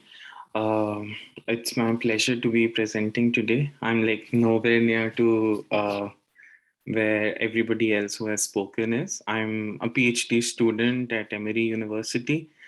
And I am sort of, in today's talk, I'm approaching this very academically as to how Vallabhacharya, who was one of the great Vedantic philosophers, used the Bhagavad Gita or employed the Gita, as my title says, in interpreting the Vedas. So first thing first, many of you might not know who Vallabhacharya ji was, but you can see in this picture the image of Srinath ji. So it is that tradition, the Pushti Marg, which was founded by him, who revere Srinath ji as he's worshipped by a lot of people in Gujarat and Rajasthan. So he is in Rajasthan, Udaipur. And on his left, you can see Mahaprabhu Vallabhacharya. So who was Vallabhacharya? So he, as I said, founded the Pushti Marga Bhakti tradition. So he lived between 1479 and 1531 CE. And he was actually a Tailanga Brahmin, and his parents were from Telangana, and they were they lived in Varanasi, as a lot of Brahmins in pre-modern India from different regions of India lived. And he presented a Shuddha Dvait, or like pure non-dualistic interpretation of the Vedanta. So he, as you can see here, rejected Shankara's Mayavad. So most Vaishnava philosophers, most Vaishnava Vedantins, so to say, be it the Ramanujites or not so much them, but Madhvacharya onwards, we see Shankaracharya's system gets called Mayavad because of its emphasis on the Maya as an entity. So he sort of rejected that interpretation and gave another interpretation to the Vedanta. Now, what do we mean by Vedanta? We mean, as you all would know, the Upanishads and the teachings of the Jnana Kanda, basically. So that is Vedanta. And what did he sort of conclude from his interpretation? What should a man do? So he said that seva or devotional service to Krishna is the sole purpose of human existence, and therefore his marga or his path is a path of devotion, bhakti. Now, so today I'm like going to use this one text called Tattvartha Deep Nibandha, and it's a text written in verse form, karikas, and then there is an auto commentary called Prakasha. In this text, he emphasizes the role of the Bhagavata as, you know, the text, as one of the most important texts in hermeneutics, and as the text which tells us, you know, what to do. So what does he say? Let's see. So he says, Sarvodhara prayatnatma Krishna pradur babhuvaha tathatvam yena samsiddhe tadartham vyasa uktavan. Shri Bhagavatam Atyantam Sarvesham Sukhadayakam Tasyapi Tattvam Yenaiva Siddhyeti Vicharyahi. Agnischakara Tattvartha Deepam Bhagavate Mahat Tachapi Yena Samsiddhyet Vyakhayamta Nirupyate. So Krishna, whose nature is deliverance, who's Sarvodhar Prayatnatma. So he's willing to, you know, deliver everybody. And that's his nature, basically. He appeared long ago. So that it may be reaffirmed, that his nature as such may be reaffirmed, Vyasa proclaimed the Sri Bhagavata, the giver of extreme happiness. Now, the extreme happiness is nothing but moksha or the freedom. So Mahaprabhu later in this text says that there are only two of the four purusharthas, dharma, artha, kama, and moksha. The real ones are only actually two, which are dukha bhavam, sukham chaiva. So the absence of sorrow, and sukha. So like sort of pleasure or happiness, however you read the term. So he says that Bhagavat actually gives that ultimate pleasure, because even if you have heaven, even if you live in heaven, that's what karma leads to. Like you sort of go to heaven. If you perform yagyas, you become Indra and like live in heaven. If you perform enough yagyas, then you live in then you become Indra. But at least you get to heaven. But even that is sort of limited. Once you are done with your punyas, you are done with all the merits that you collected by performing the yagyas, it gets over. So he says this gives you the ultimate sort of pleasure, happiness, and having deeply contemplated how it is, how this tattva, this essence might be realized, um, he wrote this commentary called Prakash. So like we see this sort of a sequence. So Bhagwan has this purpose, which is fulfilled through the Bhagavata, and then it is being fulfilled through Tattvarthadeep and this commentary that we are looking at. In this text, now he says that he accepts 4 pramanas. So pramanas are very important in any text of hermeneutics. So Vedanta is not just about like experience and what Shankaracharya thought or like what Ramanujacharya thought, but it was also to be articulated in a language which was very shastric, which was understood by this intelligentsia of the Indian society. And it is still continued to be like, if one listens to the Shastrarthas that happen at Sringeri Matam, so they don't just talk about, their experiences with their practices, but they also talk about how something is very much grounded in the Shastras, because Shastras are the Pramana. Why are Shastras Pramanas? So like just, Shastra 101. So if we like if we read, say, the Jaimini Bhashyas, the Purvamimamsa Bhashyas, we see that Jaimini and like the Shabara Bhashya and so Jaimini Bhashyas and Jaimini Sutras and Shabara Bhashya, we see that they reject all means of knowledge. So like Pratyaksha Pramana, for example, like the direct sort of inference is rejected. Also sort of postulation is rejected in obtaining knowledge about the Swarga, because Swarga is not something that is laukik, that is worldly, that is mundane. So therefore what do we need to do? We need to go to something that is not, and Veda sort of acts like that. And Veda is considered apaurushaya, that is it is not created, or it is not said by, not spoken by human or God. It is unauthored, because they would say that men have the tendency of lying, so they will lie, definitely. So they might lie about the nature of Swarga, the nature of some yagya. So therefore we do not trust men, we only trust Shruti. So but he does something different. He says Vedaha Shri Krishna Vakyani Vyasa Sutrani Chaivahi Samadhi Bhasha Vyasasya Pramanam Tat Chatushtayam. So he, instead of just accepting Veda as pramana, he takes 4 pramanas. Now what are those? Veda, Shri Krishna Vakyani, so Geetha, Vyasa Sutrani, the Brahma Sutra, Samadhi Bhasha Vyasasya, and which is the Bhagavata, and these are the 4 pramanas. So to arrive at one sort of siddhanta, one principle, there needs to be ekvakyata, there needs to be the unity of purpose in all these 4 texts. So he does something sort of new in accepting all these 4 as pramanas at sort of an equal level, right?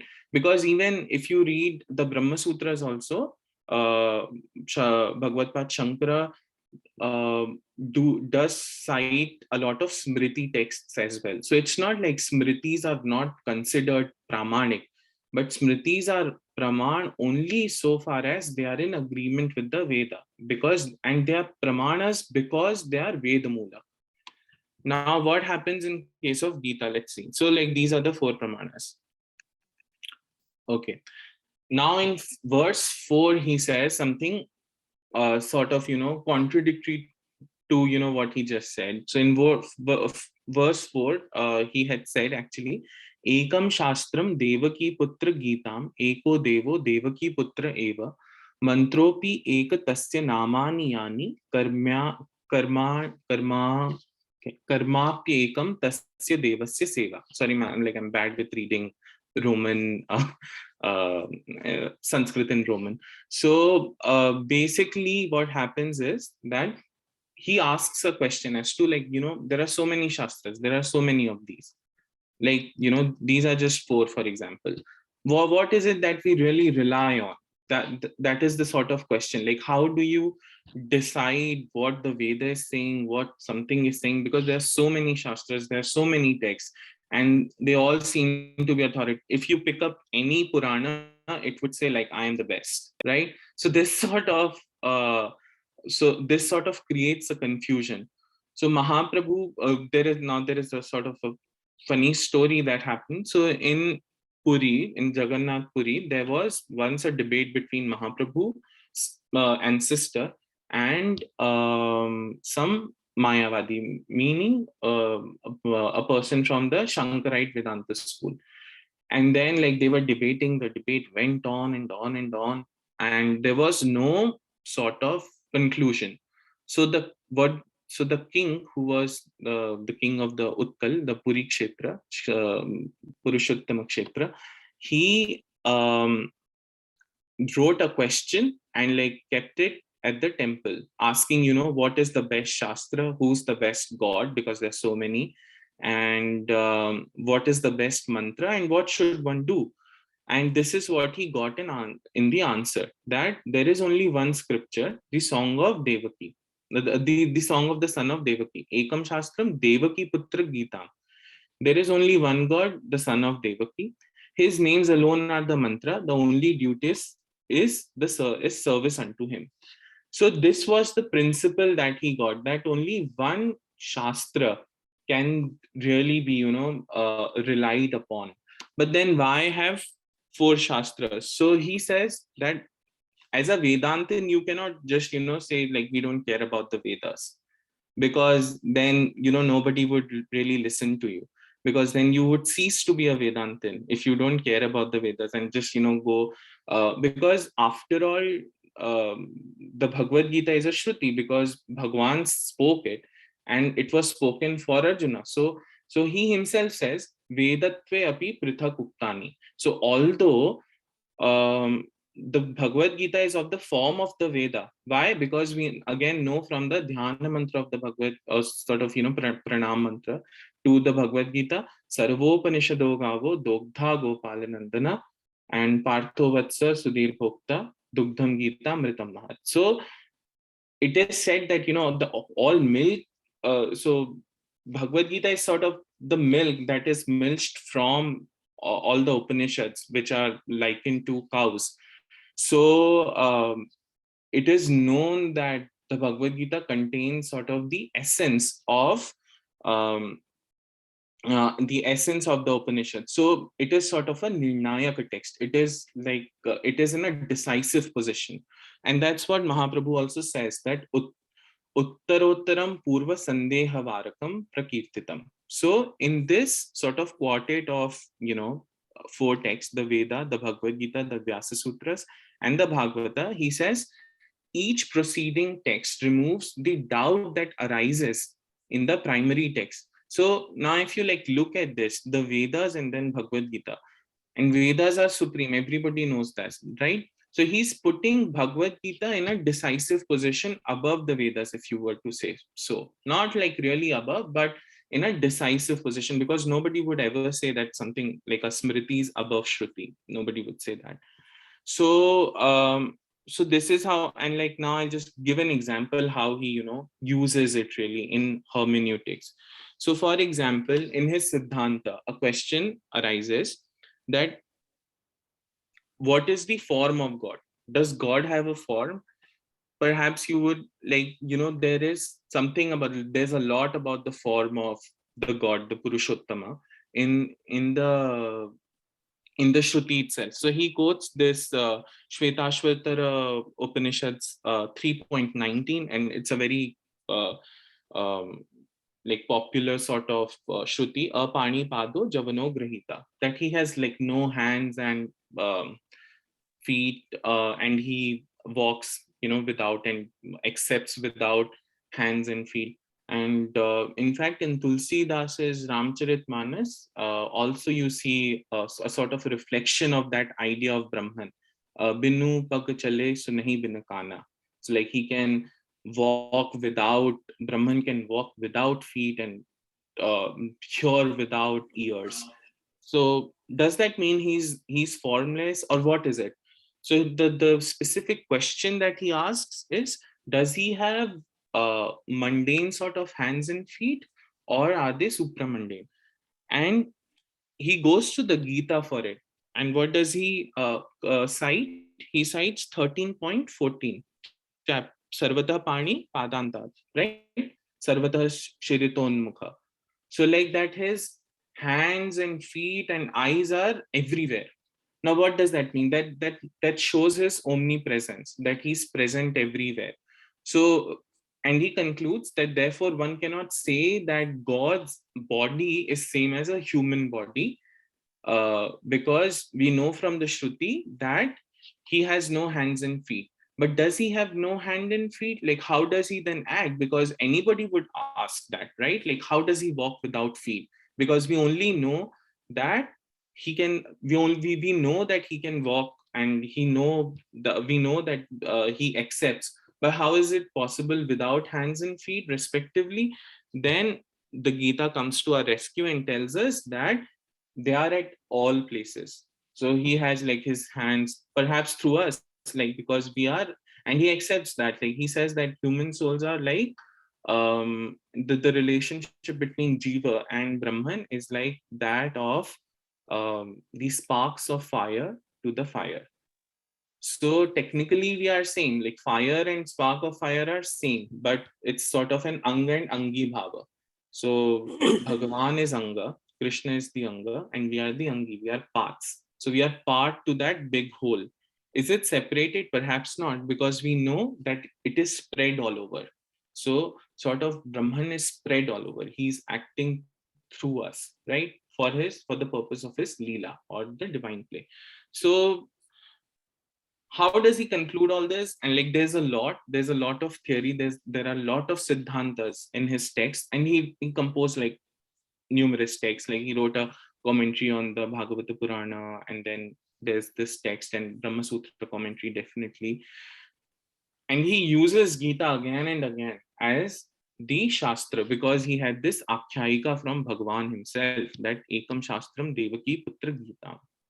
So this becomes the core of his philosophy. And then just one last thing, he also has this idea of because it is Shuddha Dvaita, it is pure non-dualism.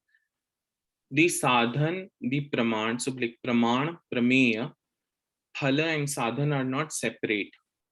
So the means of valid knowledge, the means, the object for which such knowledge is cultivated, the sort of sadhan, so the means to achieve that, whatever the prameya is, and the fruit itself are not separate. And he goes on and on about this in his text and proves it by quoting Shruti and the Puranas equally. But he says that in this sort of quartet of authoritative texts, atra pramana chatushtaye shrutihi sutrani ekakotihi bhagavatam cha para. So how spashtaiva? How does we know this? So in this quartet of authoritative texts, Vedas and Sutras are of one category, and the Gita and the Bhagavata are of another category. How do we know that? So he says in those two categories, there is non-distinction of prameya. So the prameya cannot be different, because it's a Shuddha Dvait system. and prameya is the object that is for which the praman, or like for the valid knowledge is to be inculcated. So there is contradiction among them due to distinction for the sake of description. So it might seem that like Veda has some other purpose, Gita has some other purpose, and all that, but he's saying it is only for the description. If such was to be the case, how could there be ekavakyata then? So like how can there be in all these different texts, how can there be sort of a unity of purpose in these texts? So to this he would say that the nature of Bhagwan is also described in Shruti as Yaha Sarvagya Sarvashaktihi. So one who is omnipotent and omniscient, right? So Bhagwan is described as the sort of combination of karma and jnana, not separate. But if you look at the Vedas, there is a karma kanda and then there is a jnana kanda. So there is a purva kanda on which we have the Purva Mimamsa Sutras, and then we have of 12 or 14 chapters, how like Dwadash Lakshani va Shodash Lakshani, and then you have the Uttara Kanda or the Upanishads, and then you have the Brahma Sutras on them.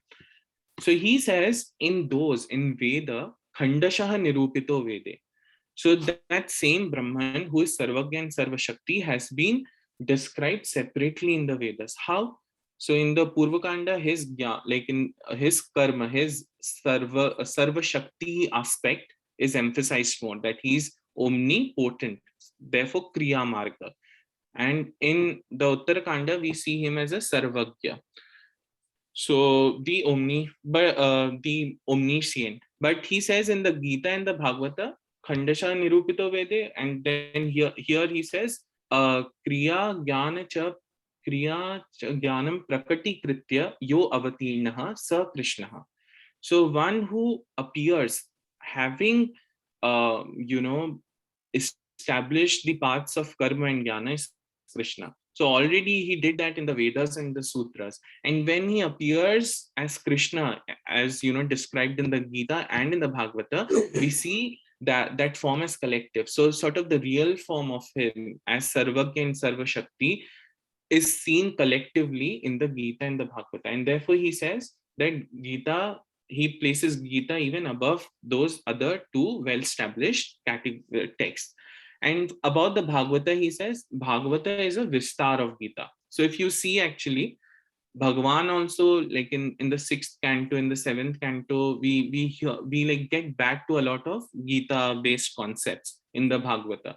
And we heard sort of similar stories and the similar context and similar teachings again and again in the Bhagavata. So if there is, Gita is also small, like it's a short text, not many, like 700 verses. So, but Bhagavata is huge. So if you read the Bhagavata, he would say that the meaning of the Gita would also get clarified. So yeah, like this was my little contribution. And thank you, Prabhakar Garu and Rita ji also for encouraging me to speak. Yeah, I'm sorry for any mistakes. My apologies to all the Vidvajanas present here. Thank you. Thank you very much, Aditya Chaturvedi. You are just a little diffident of time and other availability, but you are able to have an excellent presentation of what you are pursuing. Because, Bhagavad Gita is a text which is open for several minds. We don't know which mind would look at the Bhagavad Gita in what angle, but everybody is being satisfied.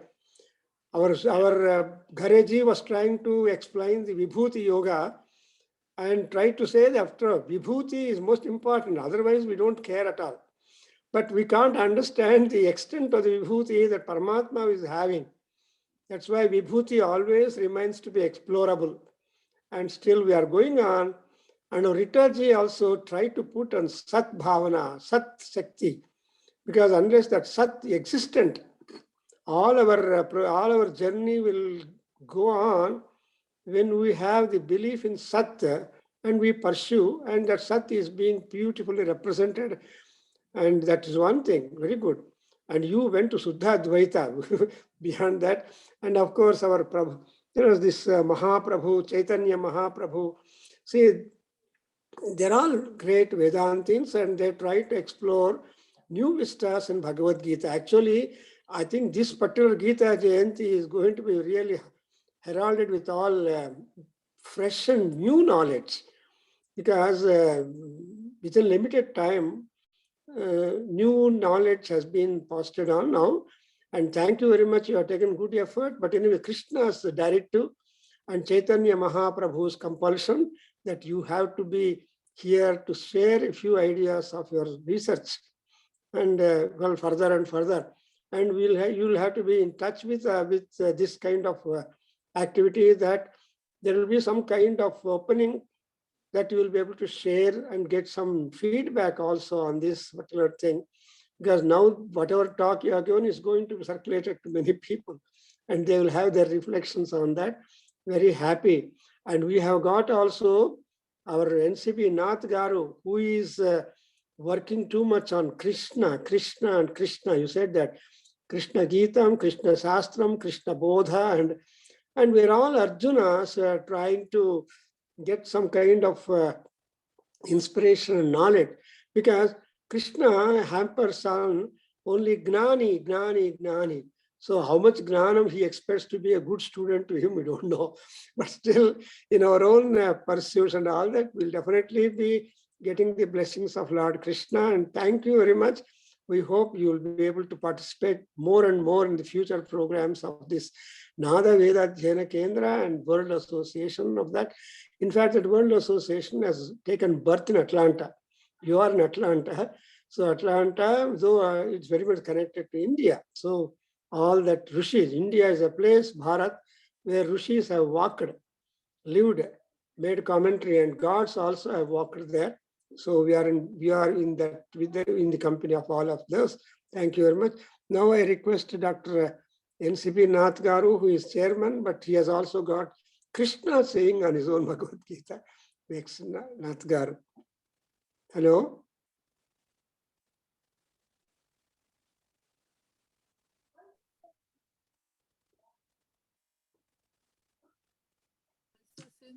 Before Nath Karu appears, presents, I just want to thank Aditya. He came to Atlanta when he was, I think, 23 or 24. He has been a pujari at Vedanta Center of Atlanta. He is very, very proficient in all the pujas he does. It's amazing how much, advanced individuals can be. He is helping the Vedanta Center of Atlanta a lot with his presence. Thank you, Aditya, also for joining today. I really enjoyed the talk. Thank you. Anyway, thanks to Rita ji to have introduced him, and we found one more. Pujari is a practical man, and when he talks about it, he's really a philosopher. So religionists and philosophers, to be combining those two is very hard. So you are both. So congratulations to you. Now Nath Garu.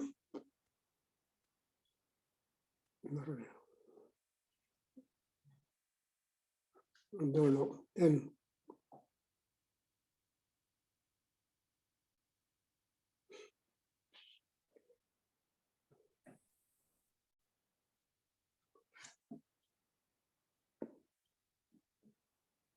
if not, we ask Dr. Gopi Chen to go ahead with his remarks. So, and it's because he's also a good student of Bhagavad Gita. Dr. Nath is here. I see Dr. Nath. Nath, so let him. Yeah. Hello, Nath Garu. Because the problem of connection. His camera is on. Dr. Nath, we can see you, but we can't hear you. Yes, please go ahead. Yes. Can you hear me? Sir.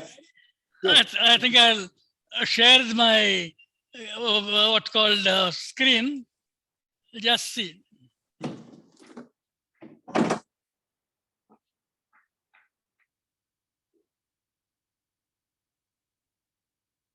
Can you share this? Yeah. Can you hear this one? Yes, yes, we are hearing you. Can you see the presentation? No, not yet. No, I think just let's see.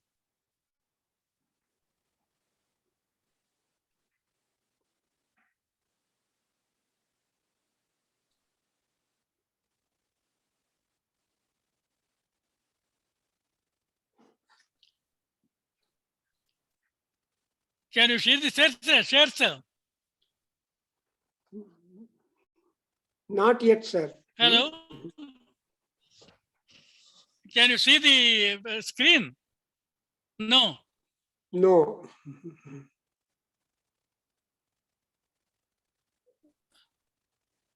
All right, I think.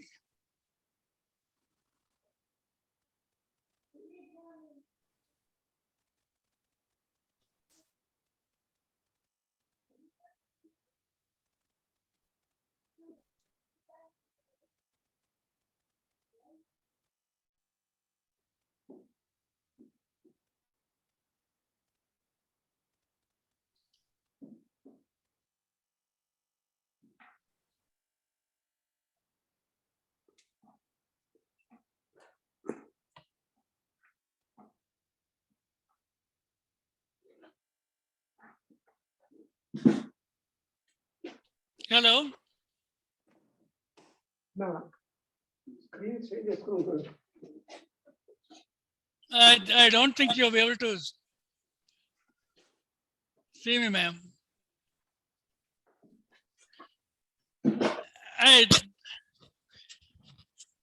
Yeah, screen is you- not coming. I can't. Can you hear me, sir?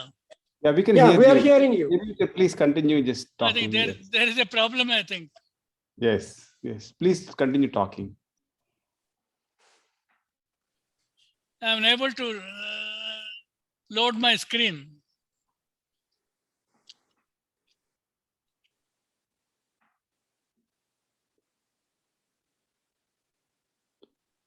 Yeah, the screen sharing is not happening. So maybe you can just speak.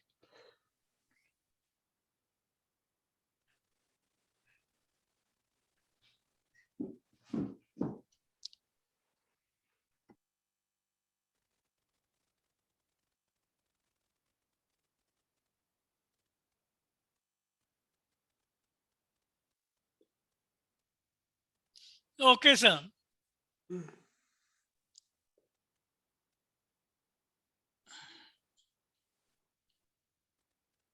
Can I go ahead?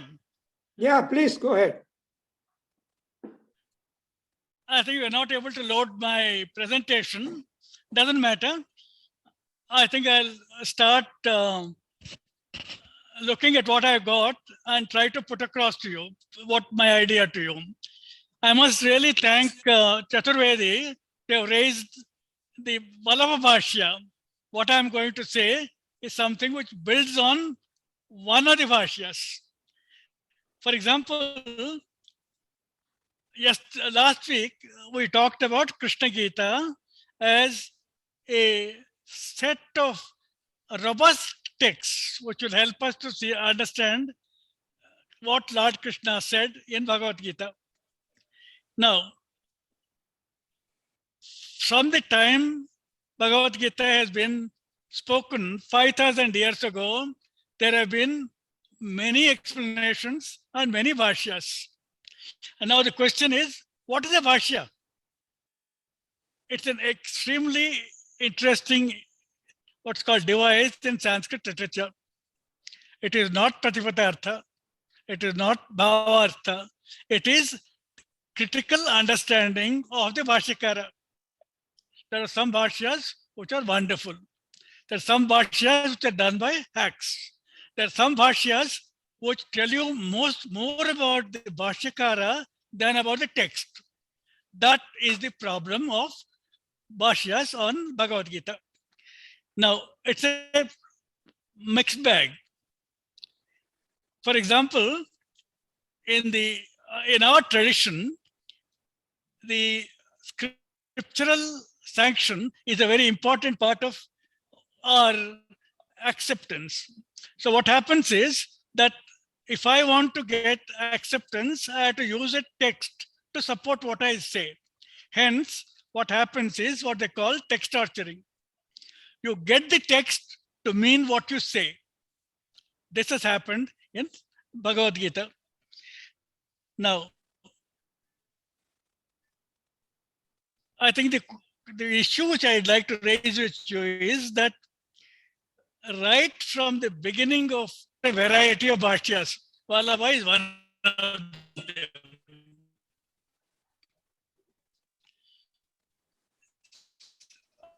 Adi Shankara is not the first Bhashyakara. The first Bhashyakara has pieces, bits and pieces quoted somewhere else. Now, it's a rainbow of opinion, wonderful to read, wonderful to understand. But the question is that, is it what Bhagavan really meant?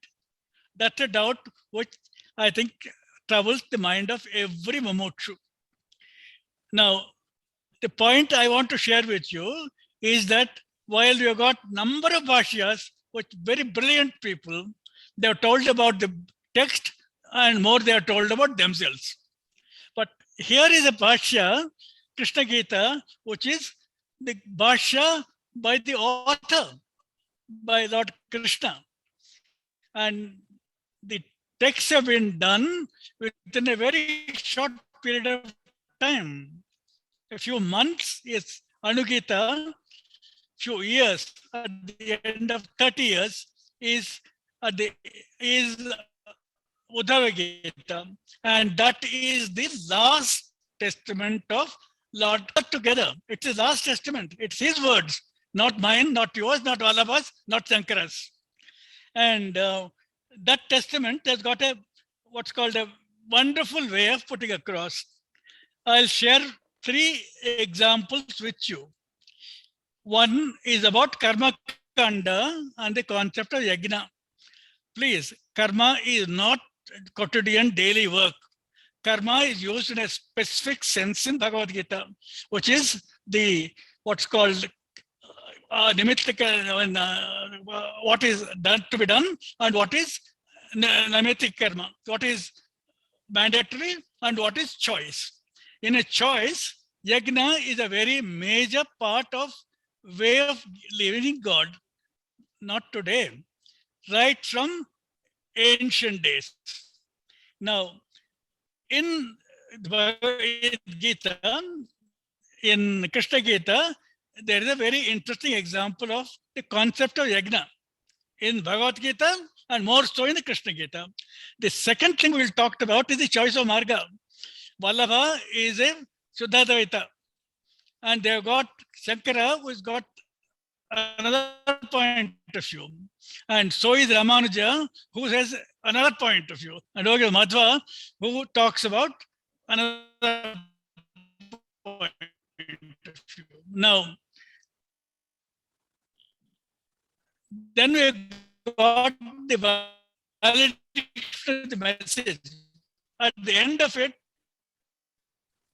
what these 3 issues I'll discuss with you and put across to you.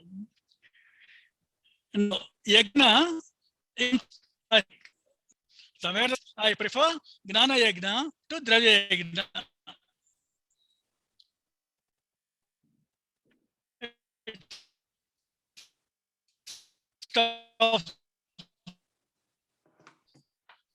But if you look at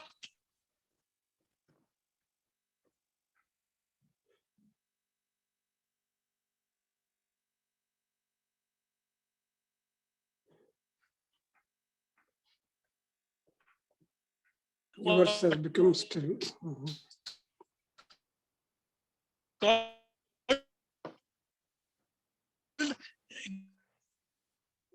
Gnana Yajna, you look at your arm itself and outsiders number of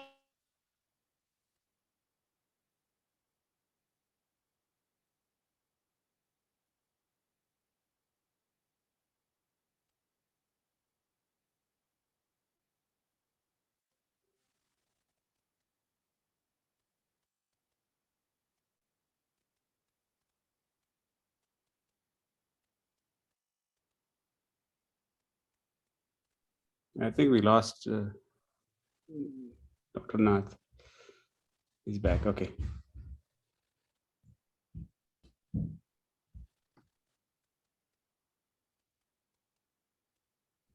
Dr. Nath, please continue.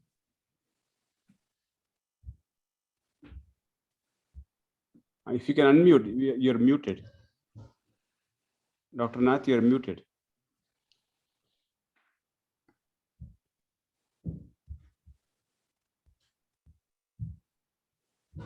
Can you please unmute? You come back to earth now, and he continues to say that how can karma be ever lead you to the Almighty? And then, having said that, and then he says that, please think of me, I will tell you more than what anybody can, the yogi can know or the gnani can know. And he doesn't stop there. He moves forward, having said yajna is important, gnana yajna is pleasurable, and dravya yajna has limitations. He moves to a fourth step and says very interesting things. There is a samvada between Yati and Advaryu. The Yati tells Advaryu, who has killed an animal, you have done himsa, that papa. There's an argument. At the end of it, Advaryu says, I agree with you. But he puts a rider, I have not done any mistake. I followed what the scriptures say. The end statement is very interesting. It says, the ways to moksha are very subtle. Look at the way the concept of yajna is discussed. The preference, problems, and options. That is what Krishna Gita talks about. Can I continue, sir? Then you got the choice of marga. I think, follow, Vallabha, you leave one page. If you listen to Shankara, it is Gnana. Now, I think the point is that there are so many options. Even today, there is no reconciliation. If I'm an Advaiti, I believe in Gnana. If I am a Dvaiti, I believe in Bhakta. If I am a Vallabha follower, I'll believe in Siddhadvaita. And the Lord has what's called, and perhaps anticipated all this confusion and given in 3 verses clear choice matrix. He says that Gnana is for those who are disgusted with karma and renounced it. Gnana is for those who have disgusted with karma and renounced it. Karma is not for those who are not disgusted and look for karma phala. And bhakti is for those who are not disgusted with karma nor are excessively attached to it, but they have developed perchance bhakti in me. And there is no one size fits all. It depends. That is what's called the Krishna Gita's explanation of margas. Not what Shankara has said, that only Gnana is right, all the other is wrong. And somebody saying, I agree with Gnana Karma Samuchaya, I don't agree. Lord has what perhaps expected this kind of confusion and put across this point of view. And the last one is a valedictory address. At the end of Bhagavad Gita, what is the take home? Perhaps the take home is Charama Gita, Charama Shloka, that is Sarvadharman Parityajya. How do you interpret that one? And in what is called Krishna Gita, there are 2 ways. And he says, Purusha is a Gnanamaya, he is not a Karmamaya. And be a Samadarshi and attain Brahman. Wonderful. In in Uddhava Gita, he says there's an alternative. He paraphrases what's called Charama Sloka and says, do Atma Samarpana to me. You will learn more than yogis, more than jnanis. The Charama Gita or the valedictory is expressed in terms of Saguna, Nirguna, in the words of the Lord, not anybody else. Now, when I hear so many explanations, which are all well-intentioned and very well done, I'll always wonder, what did Lord Krishna mean really? We are guessing, double guessing, no? Now, we have an opportunity to see what he did say. He has said it twice in a period of 30 years. And I'm quoting only his words, none of mine. And ultimately, understanding is the eye of the beholder. Depends on the samskaras. And what I am putting across to the Vipaschan is, please, this is an idea. You are wise, learned, accept it, reject it. Thank you very much. Thank you, sir. Yeah. Well done. You have presented important view of Krishna, leaving us to choose and decide. Thank you. Now, Dr. Gopichan. Sir.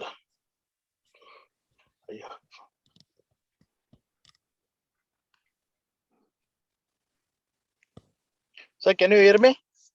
Yeah. So thank you very much, sir, for the giving me this opportunity for putting the concluding remarks. And first of all, I should thank all the little children who recited the Bhagavad Gita slokas so well, especially that 4-year-old girl. I was so overwhelmed by her, by listening to her recitation. So nice it is. And I should we should thank Gopal Guru Garu, who spoke about certain shlokas, and Mr. Garay, who spoke about that Vibhuti yogas and how far as a Vamana we should not hesitate to beg even to get our things done. And on the Rita, she has spoke about this Sankhya Yoga and all that. I was little confused when I was listening to Mr. Aditya Chaturvedi when he was telling that gunas are not to be considered or something. So I was, and ultimately in the end of the talk, and he said that Bhagavad Gita is kept above the Bhagavata and all that. Because why? Because Bhagavad Gita among the three Prasthanatrayas, Bhagavad Gita is one of the three Prasthanatrayas. Apart from Brahma Sutra, Upanishads, Bhagavad Gita is one of the things that has been in Prasthanatrayas. And Bhagavad Gita is so, as I understand, sir. Sir, are you hearing me? Yeah. Please continue. So Bhagavad Gita, because the God Himself has spoken, Narayana Swayam. So that is the highest point that one should give, as Mr. Nath has said. Because even in the second chapter, Krishna says, Traigunya Vishya Veda Nitraigunya Bhavarjuna. He says, Vedas are only deal with the gunas. And he advises Arjuna not to be swayed by the gunas. And that is the entire Vedas is it's a ritualistic part. The Upanishads is the Jnana Kandas. And Bhagavad Gita is the one of the Upanishads. That is what the Gita himself says. So in the end, I could come back to it. But in the beginning, there was some confusion. So it was, in the last thing, Dr. Nath has clarified it. What is the Bhashya, Bhashyakara, Bhashya? And then he has said that what Bhagavan has said, that we should take home message. We should carry it, and we should cultivate that. Otherwise, we will get into this confusion, and we will not be left with anywhere. So that should not be the thing. So we should follow one thing, otherwise we will not reach the goal. That's for otherwise a wonderful program, sir. Thank you so much. And I should thank Prasad, who could manage this program so nicely, sir. Thank you once again, sir. Thank you so much. Right, sir. Thank you. Yes, Dr. Chand, because you are deeply interested in the Bhagavad Gita, you are trying to dive deep, and these lectures, Yes, sir. Yes, sir. yeah, these lectures will give you more impetus to continue study Yes, on sir. Bhagavad Exactly. Gita. Not because everywhere karma is the thread that is running through, which you Yes, are sir. about, which you are trying to understand what karma, because either it is a bhakti yoga or jnana yoga or karma yoga or whatever it is, karma is the thread that is going through all that, and karma samudbhavaha, everything is out from the karma. The jnana is also out of that. Thank you very much, Dr. Gopi Chand. I think we can conclude. Thank you, sir. Thank you so much. Thank you for all of you to have participated and enlightened and thrown a lot of light upon the thoughts on Bhagavad Gita, though it is 700 slokas, but still it has got very ample scope. Vasan is there or remedy to recite the Shanti mantra? Om Krishnaya Vasudevaya Hariye Paramatmane Pranata Kleshanashaya Govindaya Namo Namaha Krishnaya Yadavendraya Jnanamudraya Yogine Nathaya Rukminishaya Namo Vedanta Vedine Krishnaya Vasudevaya Devaki Nandanaya Cha Nanda Gopakumaraya Govindaya Namo Namaha Vasudeva Sutam Devam Kamsachanuramardanam Devaki Paramanandam